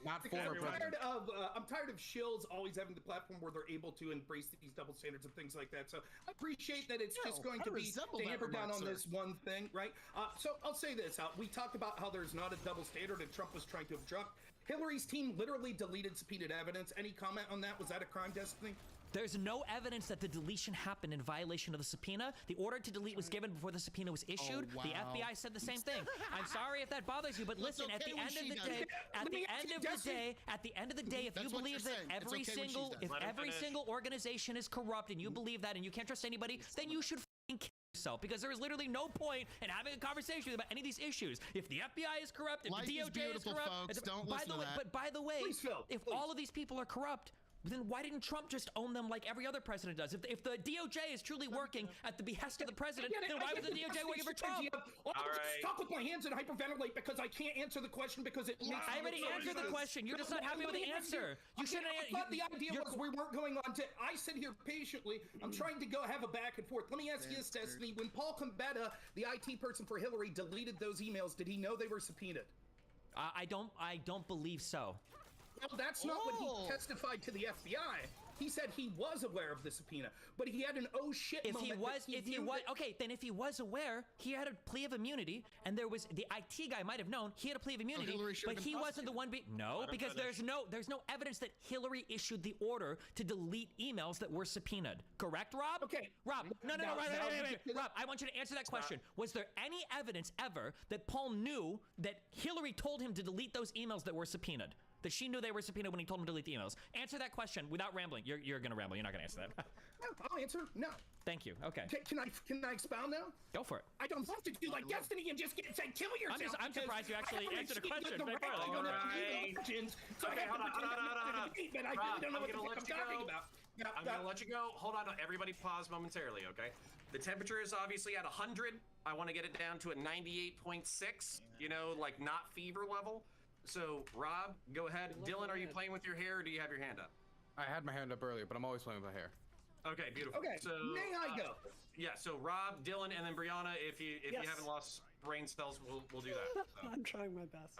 All right. So here you can see the corruption and the double standards employed by the FBI. They're willing to accept everything Hillary's team said without subpoenaing phones, without violating attorney-client privilege. In fact, they allowed the attorneys who we know from the 302s actually lied to the FBI in Mills and Aberdeen. Both of them claimed they had no knowledge of Hillary Clinton's server and didn't even know what a server was, in the words of Cheryl Mills. But then there are emails that we have found that they were talking about the server prior to Hillary's tenure as Secretary of State. So they knew that this server existed. They directly lied to the FBI, according to Peter Strzok's 302s, but they weren't charged with this. However, what we see what the FBI did was they gave everyone immunity. They knew that crimes were committed that were literal obstruction of justice. There was destruction of subpoenaed evidence, knowingly subpoenaed evidence that was destroyed, and they just took Paul Combetta's word. After they suspected him of lying, after they knew he committed this crime, they said, well, we'll give him immunity, and then we'll see if he wants to roll on anyone. Now, that's where Destiny is going to be able to hold the ground here and say, well, we don't have evidence. Right, we don't have evidence because the FBI intentionally, because of their bias, chose not to look for. And we can see that the investigation into Trump in this particular indictment proves how corrupt it was. Because what Destiny and his left-wing flacks like Pisco want to argue is that, well, this was a totally reasonable strategy to go after the low-level guys that they knew committed crimes, give them immunity and say, do you have anything you want to say about Hillary? And they said, no, I don't. Why, if that's the standard, that it's the best way to solve a case, why are they indicting Nada? Why didn't they just give Nada immunity? Why didn't they go to him and say, hey, we're going to give you total immunity about the handling of this classified information? Did Trump tell you to do it? And if Trump said no, he didn't, they'd say, okay, case closed. No need to talk to attorneys and violate attorney-client privilege. No need to subpoena text records. No need to subpoena phone records and emails, because that's what they did in the Hillary investigation. So in the Trump investigation, we're told all of this shit was necessary because there was an idea that he may intend to obstruct justice. Now, with the Hillary case, she actually did obstruct justice, or her team did. As everyone knows, yes, her team did obstruct justice. But instead of having a super serious investigation and raiding homes and getting subpoenas, they said, we'll just give that low-level guy immunity. Why the double standard in how they're treating Nada versus how they treated Combetta? Two things. One, Destiny. Didn't they hand every device over to the FBI? They didn't have to subpoena everything. No, they didn't. What did they not hand over? My understanding is that Hillary Clinton said that she was... They destroyed cell phones? Yes, they smashed cell phones with cameras. Would you like me to read from the actual IG report? I have this pulled up. I knew you would try to spout this live. I'm sure that's not trying to conceal evidence. Here's destroy evidence by destroying evidence. Hold on. Pause. Everybody pause. There's a real contention here that I actually feel is substantive that we can try to get past. Okay, which is basically we have Trump credibly accused of doing this thing. We have an alleged parallel with Hillary Clinton. Some people are saying that the timeline makes sense to the point that they were cooperating with the investigations. But this is also one of the allegations from the Durham report, is that the FBI is basically very aggressive when it comes to the Trump investigations, but they are not aggressive when it comes to the Hillary Clinton investigation. So what I want to do, because we have people waiting, I want Rob to basically give us the information. I want Destiny to chew on that for a minute. I want Dylan and Brianna to go, and then I want us to revisit. So Rob, go ahead when you're ready. Page 82 of the IG report, quote, some witnesses told us they were concerned about certain devices the FBI was never able to locate. For example, as described above in section 2, the mid-year team was never able to locate the archive laptop, the archive thumb drive, both of which Hanley and others contained complete copy of Clinton's archives. In addition, according to the LHM, the FBI's investigation identified 13 total mobile devices associated with Clinton's Clinton.com email address. The mid-year team asked Clinton's attorneys for these devices, but they stated they were unable to locate them. According to the LHLM, Cooper and Hanley told the FBI they were wiped or destroyed by Clinton's devices. One FBI analyst told us she was frustrated by the claim that Clinton's attorneys could not find her devices. However, he stated that he guessed the agency didn't have probable cause to assert the missing devices were in Clinton's home and that a search warrant could be issued, given the testimony that her old devices had been destroyed. We question whether the use of the subpoena or search warrant might have encouraged Clinton, her lawyers, and competitor, and others to search harder for the devices. Prosecutor Toole told us that the prosecutors believe Clinton's attorneys were dealing in good faith. See, Okay, so wait. when it came So to question. That's Do you have important. any evidence that those devices were destroyed after the subpoena was issued? Or are we saying that because she didn't have her cell phone... Wow, reaching, man. No, it's not a reach at all. I'm sorry, hold on. let him go. If I were to go and search It's your kind house of a for reach. every cell phone you had since the year 1998, does that mean you destroyed them all because The of a ones subpoena you that got in the FBI just 2015? so happens to need to get their hands They're on, asking just for every so device. happen to be They're asking for. destroyed when it comes time for them if to they're- go a looking. Okay, Come so on, okay, man. so even you don't believe so that. Come to on, man. reiterate, they had absolutely no evidence. Here is like the simplest question that I can ask that completely dismantles this entire silly argument. If the FBI is so concerned about aggressively hunting people on the right and they're all a bunch of leftoid dipshits, why in the course of these Hillary email investigations did Comey at 2 different points make potentially campaign-ending statements about Hillary Clinton's emails? One, when he came out and he gave the scathing review of her conduct, when he said he didn't recommend charges, he gave that scathing review. And 2, publicly stating, I believe like 2 weeks before the election, that they were reopening the investigation. If the FBI is such a partisan hack organization that is only concerned with furthering leftist causes, why did they do those 2 things? Okay, And I if want I may... everyone, Rob, nope. Notice they didn't charge her. They charged Trump. Phil, I want everybody to absorb the information into their bodies. I want them to meditate deeply on what Rob and Destiny have said. I want them to internalize them and digest them while we listen to other people make points. So we're gonna go Dylan and then Brianna and then Turk. I did see it. You're gonna be next on the list, but I'm probably gonna let it flow and then I'm gonna drag it over to you. I also want to add one more quick thing to the end of my thing. 8 of the devices they sought were from her tenure from 2009 to 2013. So these cell phones were like years old. Okay, God. Well, This when cell phone's years you old. say you have a question that will dismantle everything, and then I'm not allowed to answer it. We'll get to it in 5 people later. Go ahead. Okay, thanks. Dylan, go ahead.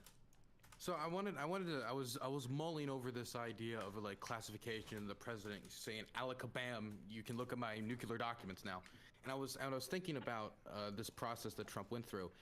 The first hurdle I'm thinking of, if he knew he had this power and he believed he had this power and everybody around him believed he had this power, why did he go through a process of declassification at the end of his presidency with the office of the president? Second point I would have to make is, why did he say things like this according to one of his lawyers? This was in the indictment as well. I don't want anybody looking through my boxes. I really don't. I don't want you looking through my boxes. Well, what happens if we just don't respond at all? Or don't play ball with them? Wouldn't it be better if we just told them we don't have anything here? Well, isn't it better if there are no documents? If he knew that he had this power as president to just go alakabam and declassify all these documents, why did he hide them? We've done that circle, so I just kind of want to let property? I want to let that question marinate in the ether, so to speak, and I want Brianna to share her insights with us. Yeah, so Destiny, you said something a bit earlier where you said you weren't really sold on this idea that we need to overhaul classified intelligence systems. You know, I didn't understand this until I read Richard Stengel's book. He served as Undersecretary of State under Kerry, and he was talking about his like light bulb moment where he realized why Hillary Clinton had set up her own email server. It was when he went to the State Department and started using the computer systems there, which are like secure, but they are from the 1990s, and they're ultra slow. They're hard to search through. You know, they're very non-responsive. And what he found is because of the culture of the State Department requires you to like email people back very quickly and be responsive. you know, that forwarding stuff to the equivalent of a Gmail account was a very, very common practice. And in fact, this is a common practice across many government agencies. If you look at those pictures of like Trump at Mar-a-Lago with all these different boxes there piled to the ceiling, anyone that's ever worked with any kind of law firm knows they have a really, really secure check-in, check-out service to like have classified documents, you know, make sure client secrecy is kept. So you know, there is a problem across the government where we have this agency that was set up in the 50s to classify intelligence. And you know, as things have scaled, as we're producing so much more paper and records and things like ever before, we've not really like funded this agency to keep it up with it. So I believe that there is a big problem across government, people trying to do the right thing, trying to do their jobs, trying to respond to emails, but because we've not invested in this very core infrastructure, it's made it much more difficult to do. And I just want to make one like overarching point, and this is sincere, and it's very genuine.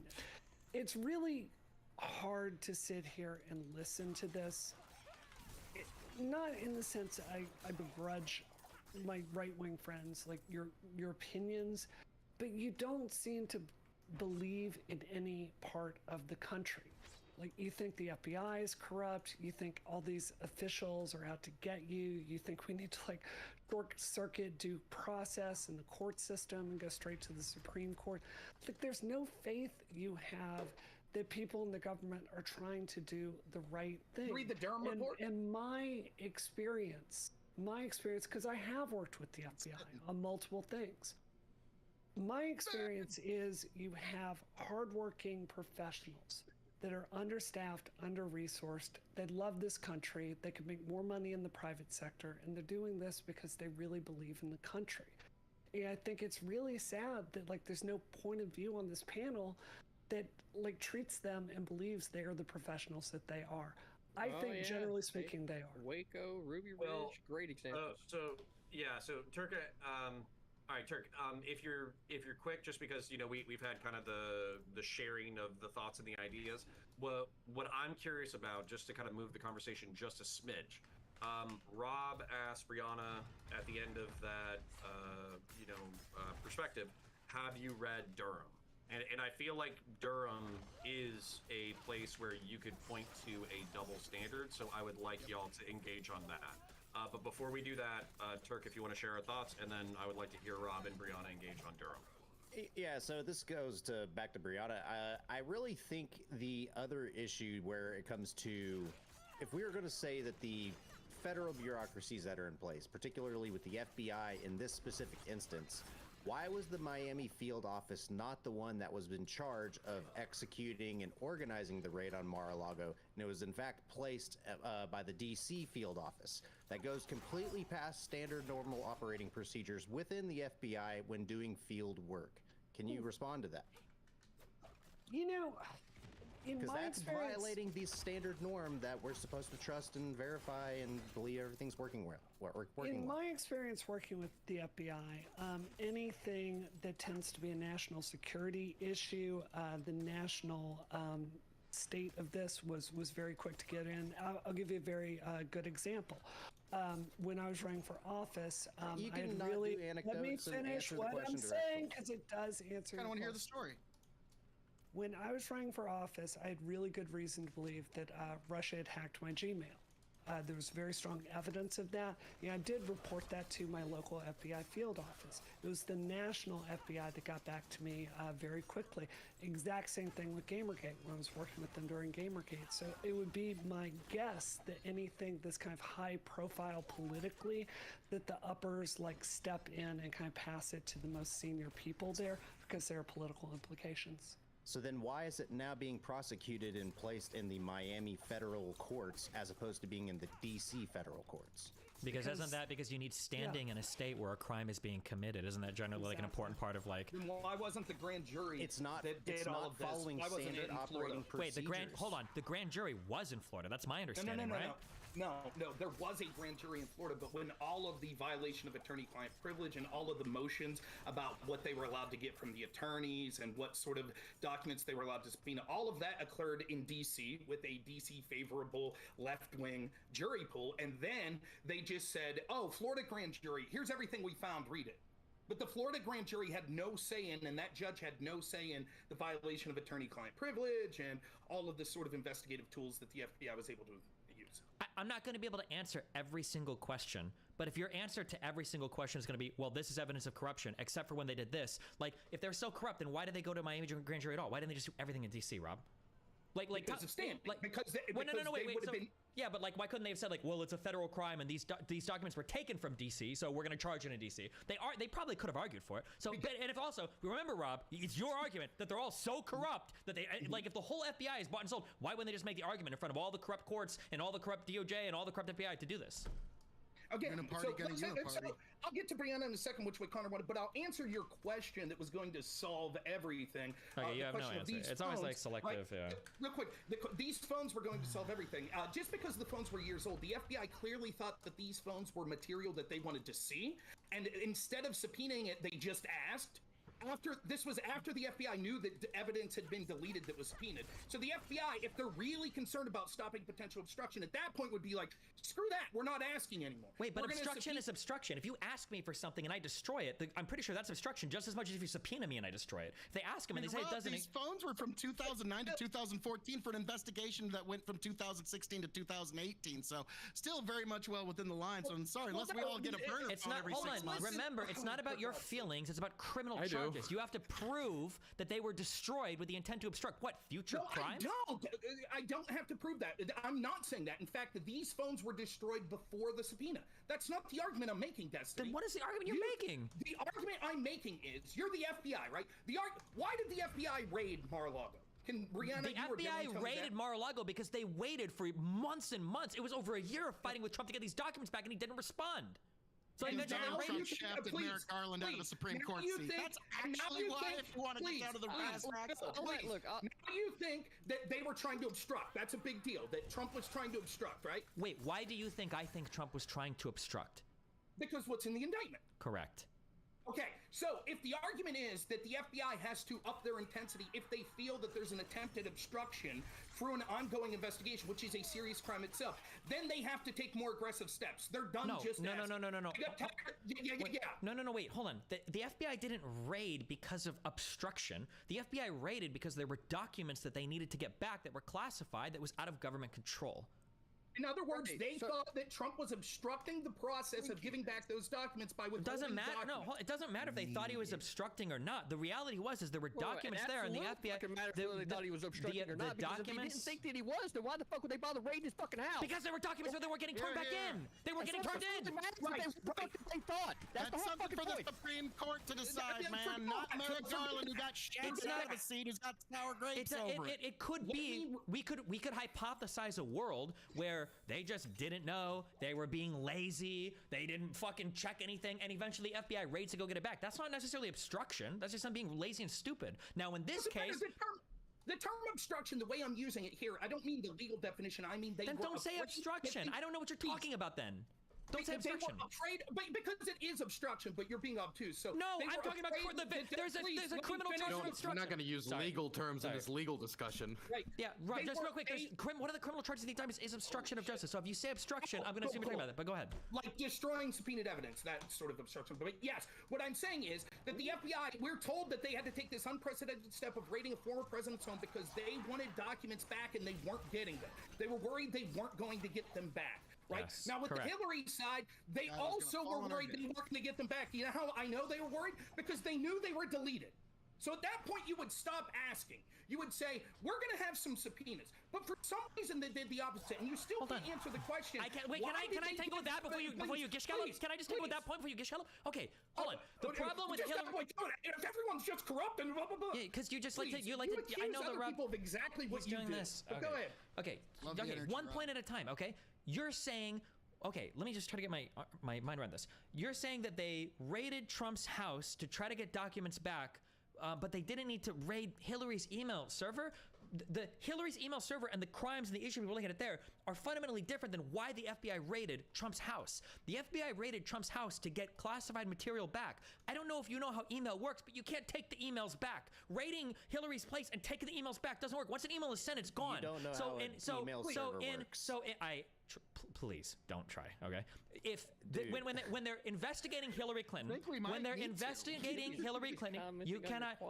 I don't care what kind of email server you have, you cannot unsend the email. Stop. But okay. There's a physical copy on the hard drive of a document being sent from that machine. That's fine, but they weren't raiding Hillary's place to try to get back physical copies on a hard drive. What they were looking for was they were looking for the crime of whether or not she intentionally, because that's what you need. You need the intent. She intentionally created a server that could potentially hold these types of documents, then knowingly had them erased, or someone under her effect had them erased. Okay, if you want to, anybody that's ever been charged with possession with intent to distribute is like, what the f?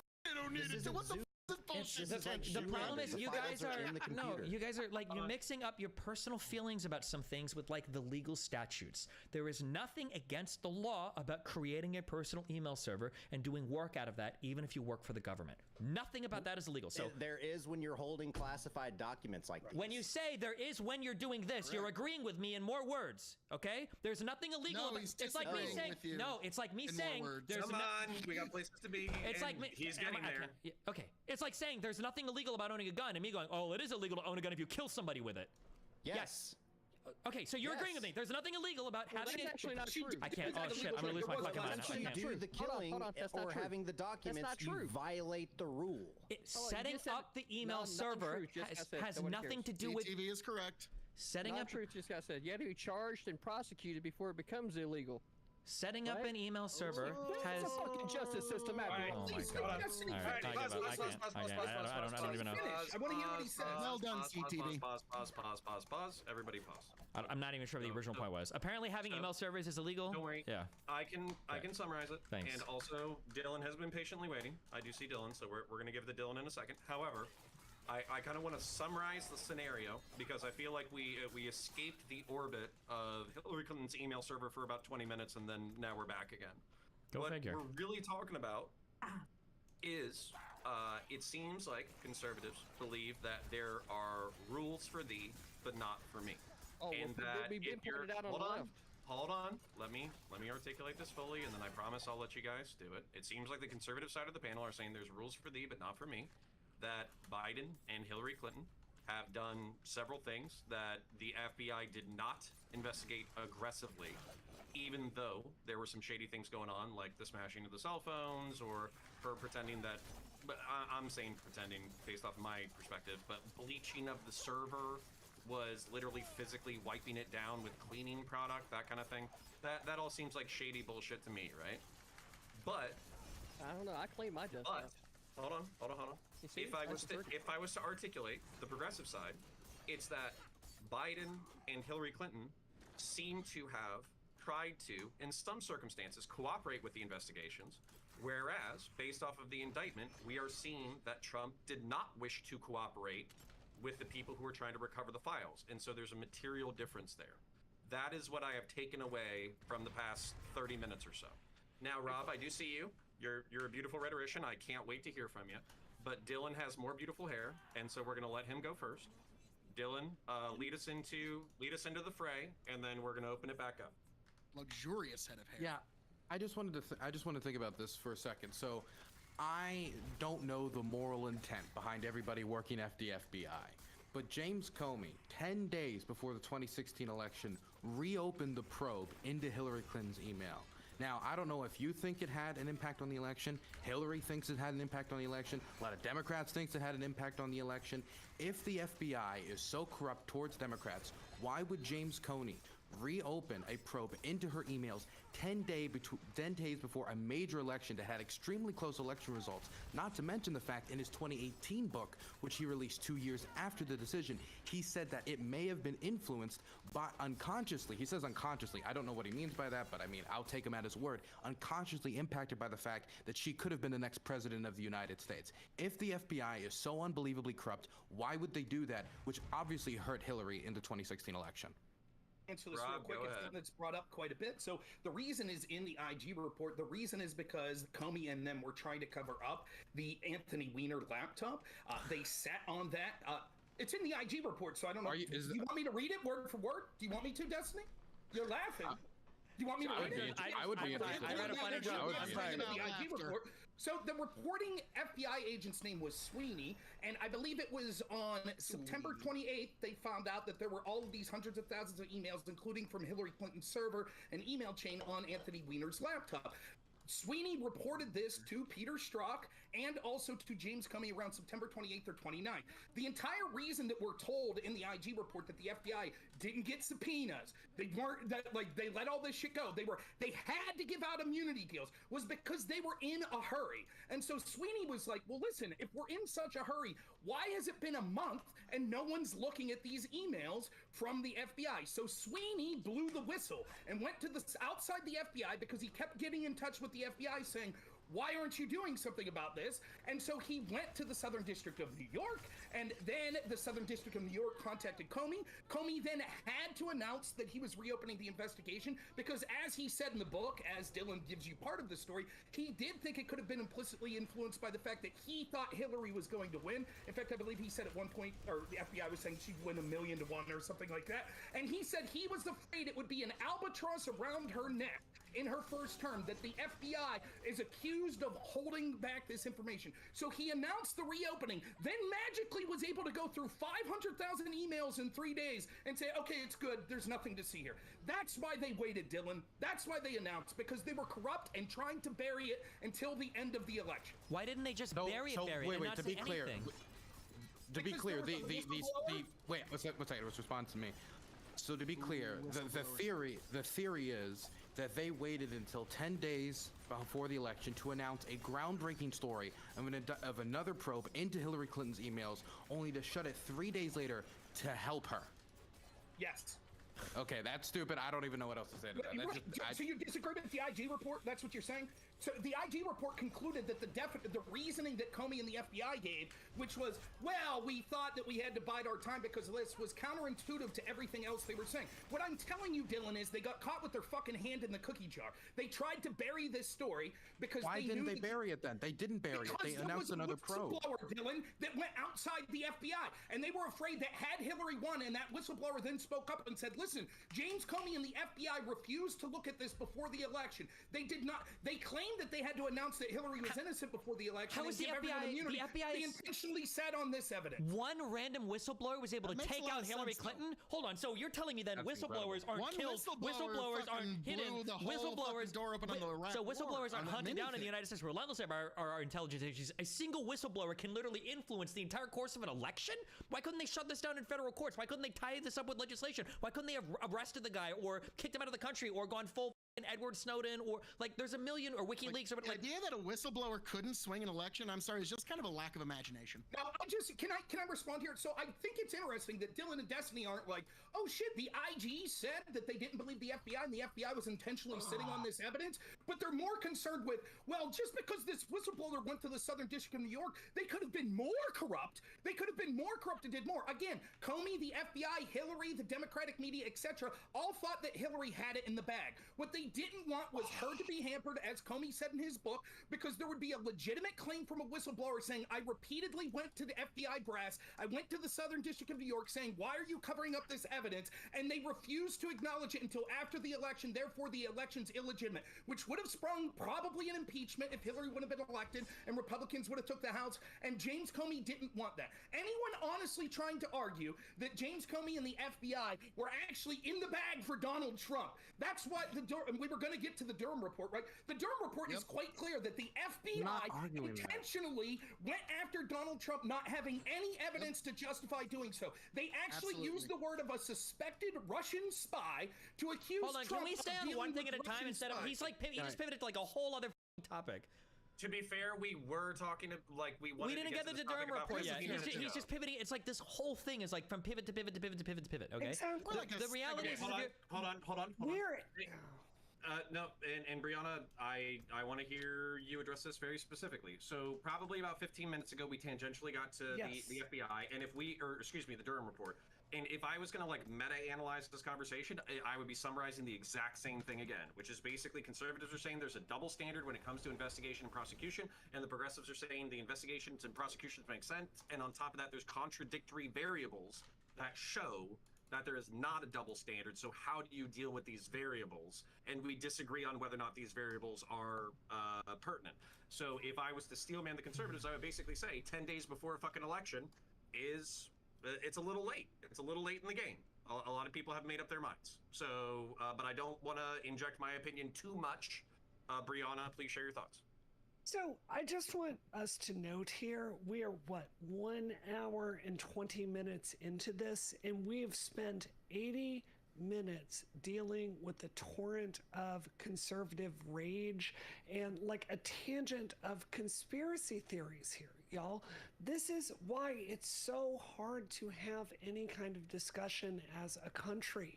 Because, like, I'm sorry, I don't watch Fox News or Newsmax or all of this. I read the New York Times, I read the Washington Post, I read the LA Times. I'm not up to date on the latest, like, storylines. And shut up and listen. Up here. So, it is so hard to, like, have any kind of discussion here. Because this is what we're talking about, Trump. And it's just like, it goes into Hillary Clinton. It's like y'all are looping. Is there any point tonight where we are going to be able to actually talk about the matter at hand, which is Donald Trump, and not like relitigate this like shitstorm of bullshit that we've dealt with? Y'all are like World War II soldiers that are like still fighting the battle like 50 years later. Hillary Clinton was 2016. She's not doing anything in the party. Most of the left doesn't even like her nowadays. Like, if you want to talk about something more relevant and recent, look at the treatment of Hunter Biden. I think this is very instructive. Threw a gun behind a I think this is very instructive of the integrity that the Biden Justice Department has shown. At its best, there should be a separation between what the Justice Department is doing and what like the president may or may not want. He has been remarkably hands-off with this, and I think there's a wider sentiment on the left where if Hunter Biden goes to jail for tax evasion or any of this stuff, I don't give a shit. I don't know anyone that gives a shit on the left. We want justice to be done. So it's really hard as a country to move forward when we've got one side of the country that wants to believe any charges against their guy, oh, it's rigged, it's the FBI, it's this, it's that, and you go into like all these alternate storylines have nothing to do with the matter at hand. We're talking about Donald Trump. Okay, now I'm not surprised, seeing as how you watched the New York Times, that you haven't heard of the Durham report, because they chose not to cover it. I hadn't heard of the Durham report. You didn't have to watch Newsmax or Fox News to read the report yourself. And it's always the same argument that you hear from these people that cheer for this corruption and double standard. Oh, that's in the past. Oh, okay, we were wrong about that. That was in the past. Isn't it time to move forward and ignore the double standard? The problem with your line of thinking is, I don't give a shit about Donald Trump. I don't give a shit about Hillary Clinton. What I give a shit and think's more of a threat to our country is if we have major institutions, including the most powerful law enforcement agency in the history of the world, that is putting their thumb on the scale and is setting out, just like Chuck Schumer said, and is going to say, if you challenge us, we will take you down. And it's having investigations at the same time against Hillary Clinton and Donald Trump. And the investigation into Hillary, they gave everyone immunity. And the investigation into Trump, they did the exact opposite. Went after people for the exact same crimes that we know the Hillary people went with, charged the low-level people, tried to get them to flip on the higher people, etc. The Durham report outlines just how corrupt this was, and instead, you would think as someone who worked at the FBI or worked for them, instead of just saying they're all great people, you would actually read that report and see that corruption and say, my God, these are things that need to be fixed. You and Destiny How many and Dylan charges came out of the Durham report, Rob? Wait, Rob, all the corruption. How many charges came out of the Durham report? The reason for that, Durham wait, hold on, let him answer that. Let him answer that.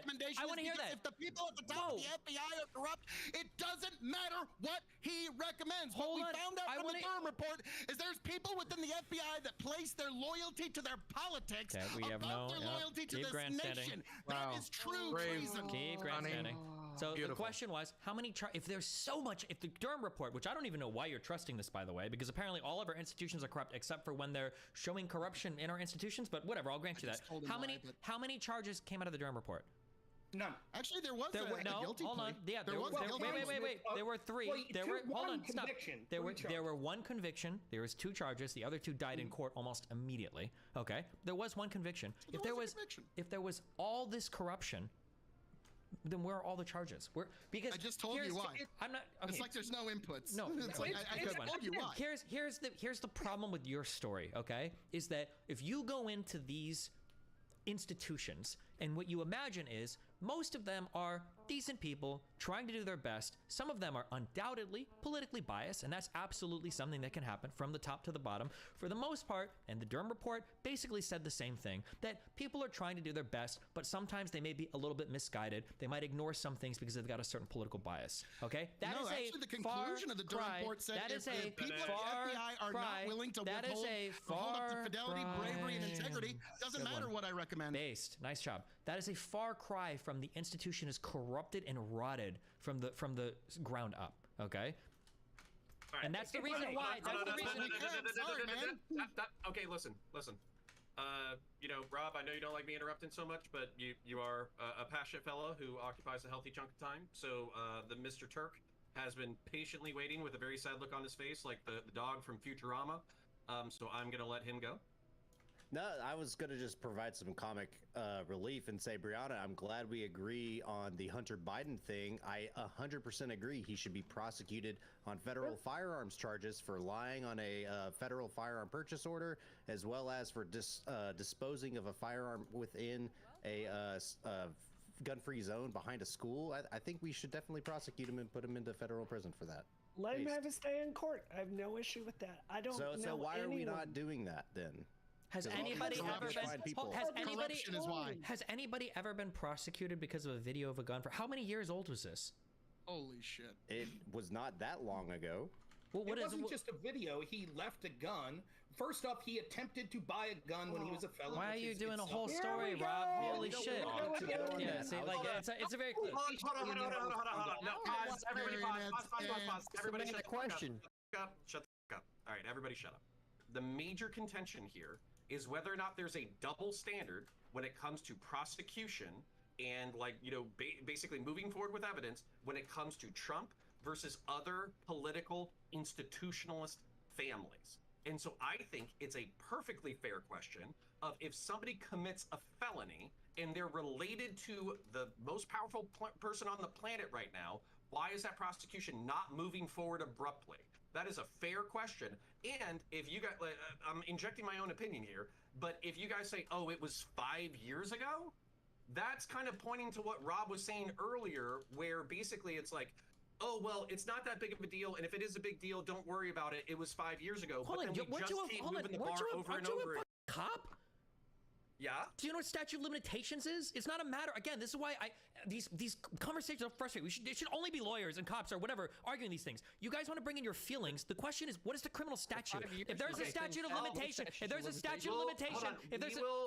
We'll open it back up. I will have this conversation with you in 32 minutes. Okay. I'm going to open it back. I'll respond. If there's a statute of limitation on something, or if cops don't normally prosecute material like this, like I don't know if a video shows up, if a guy's a gun, I don't know if police officers or if DAs typically take those cases because I don't know how hard those are to prove in terms of like, did this actually happen? Do you have any material evidence? We've got a video. Was it real? Because with those cases in court might be literally unwinnable. I don't know. Now you can call it bias, but the reality is, and if you're a cop, you know this. What is it like? It's less than half of all fucking homicides even get solved in the United States, let alone any other fucking type of crime. So I don't know if a video like that actually performs well in court. I don't know the answer to that. I actually have the law right here. For non-capital crimes related to gun possession or importation, 18 U.S.C. 3282 asserts a statute of limitations of 60 months, that is 5 years. However, capital crimes and violent offenses that were committed using a firearm may be prosecuted beyond this time. So, and here's the other thing, right? Wait, what violent? Judge you talk to in that instance. What violent crime did he commit? No, capital crime or violent crime. So that's disposing of a firearm in a gun-free zone. If I may, right? So this is another thing. You see, 2 things that I want to talk about that's going on here. One, you're operating, Brianna, at a different level than me. You're operating in a partisan way. You're saying, it's okay, take Hunter as long as they get Trump. I'm operating saying, I don't give a shit about Hunter Biden. I don't give a shit about Trump. I don't give a shit about Joe Biden. I don't give a shit about Hillary Clinton. I give a shit if the investigative body is corrupt or if they're engaged in a double standard. That is a bigger threat to our country. And you're like, yeah. Okay, if you think they should have charged Hunter Biden and that's something he should have had his day in court, why aren't you outraged that he didn't? And the other thing I'll say is when we're talking about the statute of limitations, it just so happened this indictment of Trump broke on a day when a whistleblower is talking about that the FBI has been sitting on evidence that Joe Biden himself was paid $5 billion by the founder of Burisma that people saying was a Russian oligarch. $5 billion. $5 million, right, was paid $5 million. So what happens is, and the FBI fought tooth and nail, almost had to have a contempt of court charge because they refused to hand over documents and said that there's an ongoing investigation into Hunter Biden. So this is what happens. The FBI sits on this evidence forever, and then people like Destiny go, it was so long ago. Why should we charge that? It happened forever ago. The point is this, that there is a clear double standard in the veracity they go after these people. I go back to just talking about like the Hillary Clinton email in the sense of why did they decide to raid Mar-a-Lago but not? Let me make this as simple as possible. Allegedly, they raided Mar-a-Lago because they were afraid they weren't going to get back the material that they asked for. In Hillary Clinton's case, they knew they weren't going to get the material they asked for because some of it had been deleted. In both cases, they asked politely, can you send us the material? In both cases, they were worried we're not going to get it back. They chose to raid Trump. They chose to violate attorney-client privilege. They chose to subpoena text messages, phones, and with Hillary's team, it was the exact opposite. That is literally the case in every single investigation that's occurred with Trump's team versus Hillary's team or versus Joe Biden or versus people like McCabe, Comey, etc. For example, if you would humor me this, we know that FARA violation, I don't care about the gun thing with Hunter Biden, right? I'm more interested in the FARA violation. We know that he was getting paid by our foreign adversaries, in his words, the Chinese spy master, or the spy master of China, and that he was lobbying to the United States. He didn't register as a foreign lobbyist. Now, they charged Paul Manafort for doing that in 2013. Manafort was doing that with, drumroll please, the Podesta Group, Hillary Clinton's campaign manager. With Manafort, they charged him. With Podesta, they allowed him to retroactively sign paperwork. Hillery's team had campaign finance violations in the form of they lied about the campaign finance of paying for the Steele dossier. They were allowed to get a fine. I like how every Rob Rand is like a greatest hits. Are we gonna bring up like Uranium 1 2 or? I'll tell you what. Let me backtrack here. Let me just say this. What happens is I show evidence after evidence of the double standard, and Destiny and Dylan and Brianna just go, it's all conspiracy theory, but they can't rebut one of them. Go ahead, pick one and rebut. Go ahead, Destiny. It's none of this is evidence of anything. All you're saying is that like they raided Mar-a-Lago, but they didn't raid Hillary Clinton cooperated in the investigation. They didn't need to raid. They raided Mar-a-Lago. They raided Mar-a-Lago. They didn't need to subpoena evidence because she was cooperating the entire time. They didn't need to subpoena anything. Is deleting subpoenaed evidence a crime? The fact that they even knew it was deleted was because of the cooperation. It's not like they were trying to hide shit, and that's why there was no. That's why there was no evidence. That's why there was no evidence. Not before it's subpoenaed. There was no evidence that the deletion. There was no evidence that there was no evidence that Hillary Clinton ordered the deletion. You admitted it yourself. So that line of inquiry is dead. The FBI themselves said that there was no evidence. You agree that there's no evidence. So I don't know why you're still asking the question. There were classified documents. Oh, I'm not allowed to respond. You asked me to respond. I'm not allowed to respond. Okay, so there was no evidence of that. Now, why did they raid Mar-a-Lago? Because classified documents were held in an area where people with unsecured access were able to come in. Donald Trump was showing these things to people, and Donald Trump was not cooperating. That's why a raid was necessary. Absolute bullshit. How did they know that Trump was showing those things to people? I don't know. Apparently, they were getting testimony from people claiming as much. Okay, so here's the problem, right? You can see the willful ignorance because the FBI engages in this double standard and who to investigate. And this has always been the case with Trump. It's why they're going after him with the bullshit Stormy Daniels thing. It's why they did the bullshit Russiagate investigation. The argument is this. Wait, what does Stormy Daniels have to do with the FBI? Wait, what? I promise, I'll keep this. That's New York State, right? So New York State is corrupt too. Everybody's corrupt here. Can I ask a question to the panel real quick? Would you think this is a fair statement that if we raided every lawyer for every major politician in What the fuck was that? and cooked open all their books, that 90% of them would have committed some crime? committed some crime is a far cry from intentionally showing intentionally one thing that might destroy the nation. Intentionally, no, it wouldn't. It is intentionally showing classified material to people that aren't supposed to see it. Well, some crime, what? That they have unpaid speeding tickets? That somebody might be driving on a suspended license? Yeah, sure, probably. But that's not what we're upset about Trump for. How about that? How about more serious crimes like campaign finance or insider trading and things like that? That they're knowingly violating it to the level Trump is? No, I don't think so. No. It doesn't matter to the level, because the point I'm making is this, right? The reason that we don't have this evidence for Hillary Clinton and other people that you keep talking about is because, and the reason we have evidence is Trump is because the initial decision and how the FBI decides to approach this. And I always knew, I assumed that a billionaire like Trump committed some sort of serious fucking financial crime, if nothing else. And so if your argument lying. is, Stop lying, dude, let me finish. Please let me finish. And so if the argument is that we're allowed to say, there's the man, we don't like him, let's make fraudulent excuses to investigate him, double standards to investigate them, and then eventually we'll find something and say, see, look how bad that is. And then when it comes to the other side that are doing the same sorts of crimes, we'll say, well, we're not going to investigate. What? We'll just ask them to voluntarily. Except they did investigate. There were investigations. There were panels. There were Republican House committees. There were Senate committees. There were a million different things. They investigated it out the ass, and they found nothing.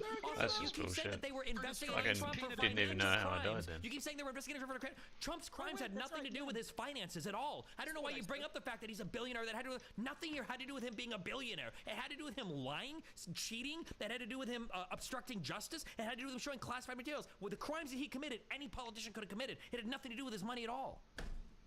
Okay, hold up. Wait, Rob, hold up. Dylan has been patiently waiting for a few minutes in order to get in, so I want to let Dylan in.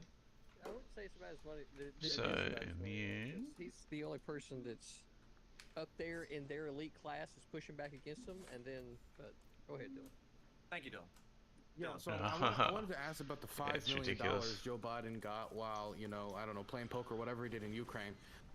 The first thing I wanted to ask is, if this is, evidence of a Biden administration cover-up of his horrid corruption, why is it that this tip was originally given to the FBI by Rudy Giuliani during the Trump administration, and his IG, his legal system, his administration did nothing about it because it was unverified?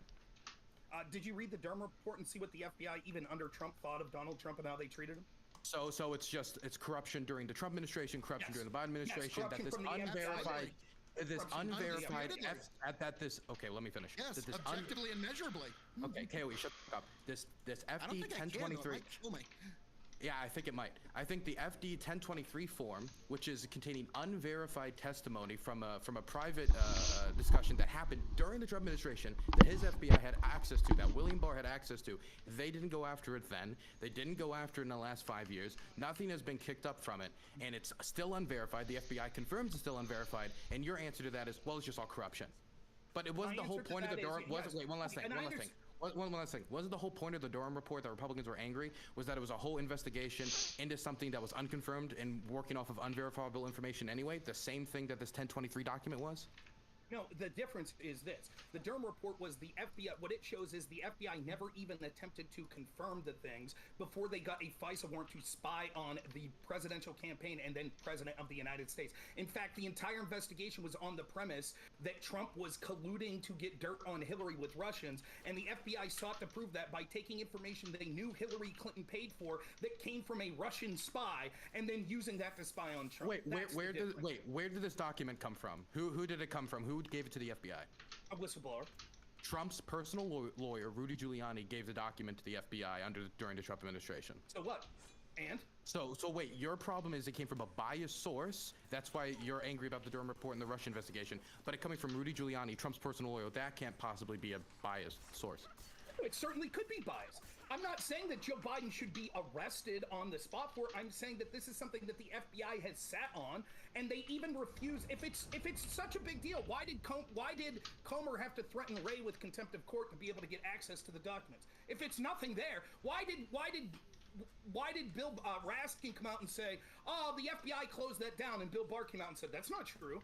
Why didn't Ray do you or do you not trust Bill Barr? No, I don't trust him at all. Of course not. Okay, not so anymore. why are you using his testimony as evidence or truth? Well, because if he's testifying things when it agrees with him, say things that are verifiably true. Ah, gotcha. That's okay, so so insane. Bill Barr. Wait, to be clear, twice a day.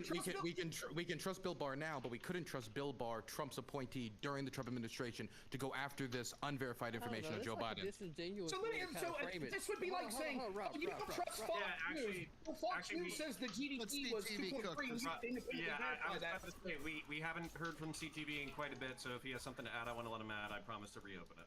Yeah, Dylan, like, you can't, like, I trust you to a certain point, just like you trust me to a certain point, right? With my life, yes. That point, though, right, you didn't get there just because the first time that I showed up on the show, which was like forever ago, right, and you said, oh yeah, I'm going to trust that guy all my life, right? No, you built that over time. So whenever you're commenting on whether or not that you can trust an official, if there's verifiable ways to say that they did a thing, or like you're not necessarily trusting that person, you're trusting the information over here, and the person just happens to be the arbiter. Well, my problem with this specifically is that the allegation was a cover-up, not that this could possibly lead to something. Maybe this unverified document that was given to the FBI by Rudy Giuliani and hasn't been looked in either during the Trump administration or the Biden administration, maybe it could lead to something. Probably not, but maybe it could have. My problem is that there was an allegation of a cover-up. While it wasn't covered up there was nothing done about it during the Trump administration, there was nothing done about it by Trump appointees, and there was nothing done about it during the first 3 years of the Biden administration, when again, this is all unverified information. And we have done a lot of crazy things based off unverified information, like invading Iraq. So just saying that it's a cover-up before we even know if it's true or not is kind of, I don't know, bogus. Definitely since it happened during Trump administration too. Two things, real quick. If it turns out that this payment occurred, right, that Joe Biden did get this money, will you admit it was a cover-up? Well, no, that still wouldn't prove it was a cover-up. But wait a minute. If this happened, why would Trump's FBI not look into it? I mean, because maybe they didn't think there was anything to it, and then maybe more evidence come forward, and there is something to it. Wait, how do we know that they haven't? Hold on. How do we know that they haven't looked into it at all? Do we even know that? Well, they said that there's a.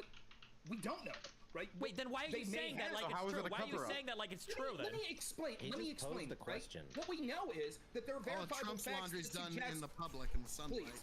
What we know is that What we know is there's verifiable facts that have been deemed worthy of investigation when it comes to Trump, and that we know absolutely happened with Joe Biden. For example, we know Joe Biden gave a quid pro quo. We know that his son was on the board of directors the greatest of a company hits. that It's all back again. Burisma. We know that Hunter Biden was receiving this money. We know that his business partners shared emails that showed that Hunter Biden was getting paid this money. We know that those emails said 10% was going for the big guy, and we know the business partners said, and this is all verified, but we know the business partners said the big guy is Joe Biden. If there is now another source saying it looks like Joe Biden personally got money, and we can see that there were these shell corporations set up, like 13 of them, that was slushing money around the entire Biden family, it seems that this would be worthy investigation. You can't have your cake and eat it too, Dylan, right? Because if this is true, that it was all nothing, the FBI looked into it, there was nothing to see there, why did Christopher Wray drag his feet and say that he couldn't show this document to Republicans because it was an ongoing investigation?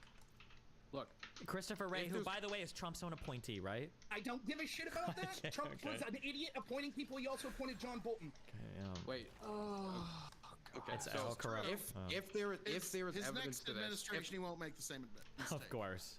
Yeah, no, he would totally won't. He would never make the same mistake again. He doesn't have a record doing that. Oh, that's going to be like the equivalent of a bull in a china shop. That's going to be the biggest middle finger to the American political establishment in 2024 is casting a ballot for Donald J. Trump. If you got a better one, I'd like to.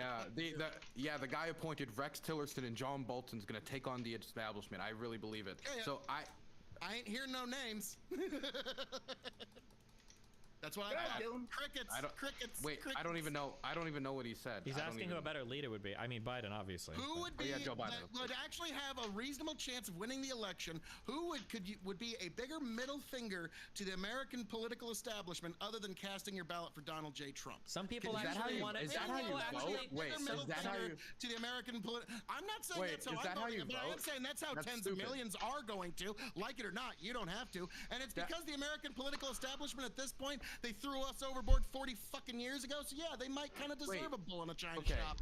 So if I was to vote for, like, I don't know, like any terrible, horrible, like fascistic or anyone politician, that could be a middle finger to the establishment. If I wrote in Big Bird, that would be a middle finger to the establishment. Just because. Well, please yeah, do, well, by the way. I don't think you're going to vote for the Republican candidates. So I can't talk. I can't wait. He has no off switch. And he said one that has a reasonable chance of winning. But listen, I'm just curious. How upset are you guys going to be when DeSantis wins the nomination? That's what I'm curious about. I'm probably preferring DeSantis, so I would not be upset at all. Wasn't I asked a question by CT? Yeah, Dylan's been trying to get some words in, and he's a polite gentleman. Go ahead. So, if this is all true, there should be bank statements to back it up. There should be more information once the digging starts, because I assume now, whether or not there's anything to it, people are going to do digging, as happens with anything like this comes to public. And if there's bank documents that can back it up, then they can start to build a case. Now, until there's any verified information that comes forward, this is all unverified allegations that the Trump administration didn't treat seriously, and up to this point the Biden administration didn't treat seriously. Maybe it was, Trump's appointees weren't serving his best interest, whether it be John Burlington, whether it be Rex Tillerson, whether it be William Barr, or anybody he chooses. We'll just have to wait and see and wait to find out. But as of right now, the claim that Rob made that this was a cover-up, there's just no proof of that. Well, it's a cover-up in this sense that the disparate treatment and how we treated these things, there was no evidence whatsoever. Oh, so it's a cover-up in a different sense, not in the way anybody else uses that word. Okay. Right. Well, I was talking about it in this sense, and that the showed us that Hunter and Joe have a joint. Just give me 10 seconds. 10 seconds, The fact that Hunter and Joe have a joint checking account that still hasn't been subpoenaed yet, and actually Hunter Biden admitted this publicly in 2019 that him and President Joe Biden share a joint checking account. So the idea that what Hunter does has no relation to Joe Biden is a bald-faced fucking lie. Take it, Rob. Wait, who said that? No, you can look it up for yourself. The audience will find everything. No, you said it was a lie. Who lied? Hunter Biden and Joe Who said Biden that? Who are you even responding a joint to? checking account. He's saying that there are banking statements. I like how you guys how you guys assume that Biden, Hunter and Joe Biden are breaking U.S. law and being the most corrupt in the world with a joint Wells Fargo, with a Wells Fargo joint checking account. That's fucking hilarious. Okay. That's how you can move the money. It has nothing to do with just the joint checking account. In fact, if the testimony's true, and we'll have to see that it's the Republicans are talking about that whistleblowers from the FBI are alleging that the FBI sat on this evidence, show that there are shell corporations 13 or 20 different banking accounts that came from the Biden administration. So it's not just that they set up one account. Secondly, that what I'm talking about is why was it when there was allegations that were never substantiated, that weren't even attempted to substantiate, that we knew came from Russian spies, that we knew were paid for by Hillary Clinton, that the FBI decided to launch one of the biggest investigations they ever have, which the media took and ran for 4 years, accusing Trump of being a puppet for Vladimir Putin, spying on a president for the first time that we know of in history, using a FISA warrant to spy on a president. But then, when we actually have documents that we know that there are verifiable smoke there, unlike with the Trump-Russia shit, there's verifiable smoke. There's not? So we don't know that Hunter Biden was receiving this money and was there is no verifiable smoke with this 1023 document. There is none. Please, let me finish. Is this true? Was Hunter Biden working for a foreign company in Burisma? Yes. Was he being paid? Yes. Was he lobbying his father to meet with the people in Burisma while they were under investigation? Yes. I don't yes, think but I there's don't any, think that meeting happened. Hold on. I don't think it did happen. Hold on. Meeting did happen. Wait. What was the meeting? What was the meeting? Talk about that. The meeting. Now, let me refresh your memory. This was the meeting. No. Said, well, maybe they. No. Tell me. Don't refresh. Don't be weird. Just tell me the meeting. I'll start with it, and then I'll say what your interpretation. The meeting was that once the assets were frozen of Burisma, their lawyers reached out to the Obama State Department in Biden's office and said, "Hey, Hunter Biden works here. We'd like to have a meeting." Then when they showed up, they said the email or the transcript that we have said, "Hey, we think this is all big misunderstanding. There shouldn't be an investigation. We're not corrupt. Hunter Biden works here, by the way." You said, "Well, for all we know, that meeting was just them saying this is how you spell Burisma." That's what you said. Okay, so my understanding that what this meeting, I don't know why you're wasting time going over it. So from what I've read, and if you have something that points different, I'd be interested to see it. Was the meeting was literally, I think Biden and a couple other people in DC were having lunch, and I think his dad, Joe Biden, stepped in, saw one of the guys who worked for Burisma, shook his hand, and left. I don't think there was any. That's not what we're talking about. And why did he have to lie about it if that's all it was? Probably because he didn't remember meeting him. That's not what we're talking about. We're talking specifically about Biden's team meeting with lawyers for Burisma that were under criminal investigation that the Obama and Wait, Biden is it Biden now or Biden's team? I don't know if Biden was at the meeting. I think. Oh, then get me the out of here! Jesus Christ, Rob! Oh my God! I'm sorry. I thought we were talking about Joe Biden. Now you're changing it to somebody on Biden's team potentially. We're talking about did Hunter Biden lobby for a foreign company? Yes or no? That's what we're talking about. Destiny, answer. Did he There's lobby no for a proof of Ford that. company? I don't believe there's any proof of that. No. You don't believe that that's proof? I don't believe there's any proof of that. No. Well, I guess the emails disagree. That he was talking to his father and was talking to people. We actually have emails. Maybe if we just need one more Republican committee to investigate. One more, we'll find it. Just one more. There we go. If no one was charged, nothing could happen. So we know Dylan already admitted that he was lobbying. Okay, that's a crime that we can prove. A crime that was serious enough to go after Trump's campaign manager. So why aren't we going after Joe Biden's son? We just need one more Republican committee, one more special counsel, one more we'll find it. One more we'll get it. I know. I know on the next one we'll do it. You can see this. Destiny can't keep up on any of the facts of these double standards. So he just constantly says it's all conspiracy theory. Oh, it's all bullshit, and just if no one got arrested, that's all he could do. Every single person you debate on this, that's all they could do. We're not going to talk about anything else because that was the end of the 2 hours. So what we're gonna do is we're gonna do outros. So Turk, please share your thoughts with us and where people can find it.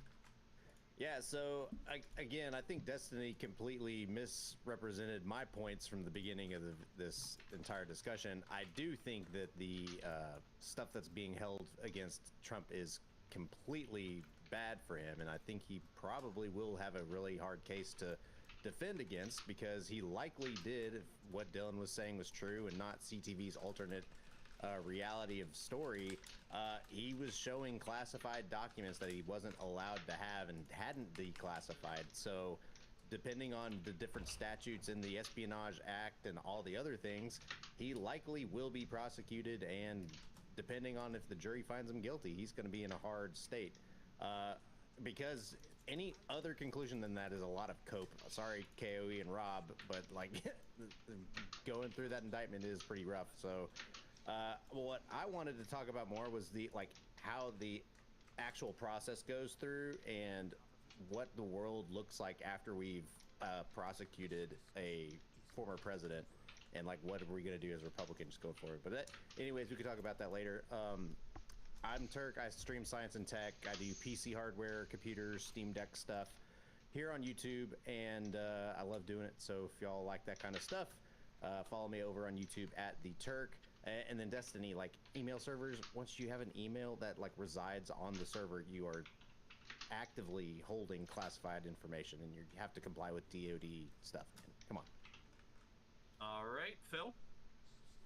Well, thank you, sir, for having me on this evening. It was quite unexpected, and it was fun with all you beautiful people. But to be frank, at the beginning of this particular topic, I said, if you want me to even entertain, or you want any serious thinker to entertain the idea that Trump broke any laws, you need to prove the idea that either the president does not have the power of executive order, or the president is not the commander-in-chief. No one even bothered to even come close, and as I said, what resulted was a lot of I don't like Trump gum flappery, unfortunately. But it was fun nonetheless. It was great getting to interact with all of you beautiful people. There's one thing that I didn't touch on, and that was the question that you raised originally, Connor, and is this going to help Trump? I'm just going to go ahead and say it. The Republican primary is over, and unless he has a major health episode, its winner is Donald J. Trump. The primary's over on the Republican side. We already know who the nominee is going to be, unless he has some major health episode. And we all see this for the political side quest, the politically motivated nonsense that it is. And so, folks, keep in mind that this is the first time in American history that we are having a president that is being a former sitting president that's running for office against a president that's running for re-election and being brought to charges against him for things we know not even what. This is Kafkaesque in the most extreme degree, folks. This is terribly bad. Make do with the time you have left. But as I'm known to say around here, all that being said, thank you all, Connor, again, thank you, every last one of you. Brianna Wu, CT, it's a pleasure to make your acquaintance. CTV, Destiny, Dylan, Rob, Turk, it's great to see you all again. I hope all of you, I hope God blesses every last one of you in amazing ways. Accept Jesus into your life, and amazing things will come to you as well, folks. God bless every last one of you, and I hope all of you will join me at KOE Nation on YouTube, TikTok, Twitch, and Twitter. Yes, that's K as in King, O as in oh my God. You can find KOE KOE Nation on YouTube, TikTok, Twitch, and Twitter, he is extremely happy to know you can find KOE Nation. Manners. This would be Oh, extremely shut the dangerous. Any fuck president up, could grab my any God. document from the White House, run home, hold on to it for a year, Oh, and he's just a randomly dickhead. post it on Twitter. There's a reason why that's not the process. It would be because it would be an unbelievably dangerous. KOE is right about one thing though. The primary is over. Go to chrischristie.com and support the real anti-establishment candidate who's going to change this country for the better. You can find me at Dylan Burns TV on YouTube, Dylan Burns Live on YouTube, and Dylan Burns TV on Twitch. I'm going to be going to Kherson today to be filming the recovery efforts and the damage from the flooding. So if you guys want to follow me on Twitter and see any pictures I post, anything like that, I'd appreciate it. Yeah. Yeah, and I just wanted to take a moment and say, Dylan, I really admire you risking your ass in order to go cover the war. We talk a lot of shit in these spaces, but very few of the times do we risk our asses actually getting shot in order to talk about the things that we talk about. So I appreciate you doing the work that you do. CTV, go ahead, please. Well, That says it all, doesn't it? You know, it's been an interesting conversation to be sure. One thing that I feel like nobody's really presented any kind of solutions. We both pointed, everybody seems to be pointing out corruption in the FBI on both sides. One side being held accountable, one side not. I'm actually for, dissolving the entire FBI, right? The ATF, all these big federal agencies, because frankly, let's get back to the Constitution, right? People want to talk about accountability in our republic. That's how you get there. So at the earliest convenience for these politicians, right, start listening to the people between all the states. Let's call an Article 5 convention, and let's talk about the Constitution. Let's talk about it, right? Because I don't think anybody is, really fucking reads it or understands it.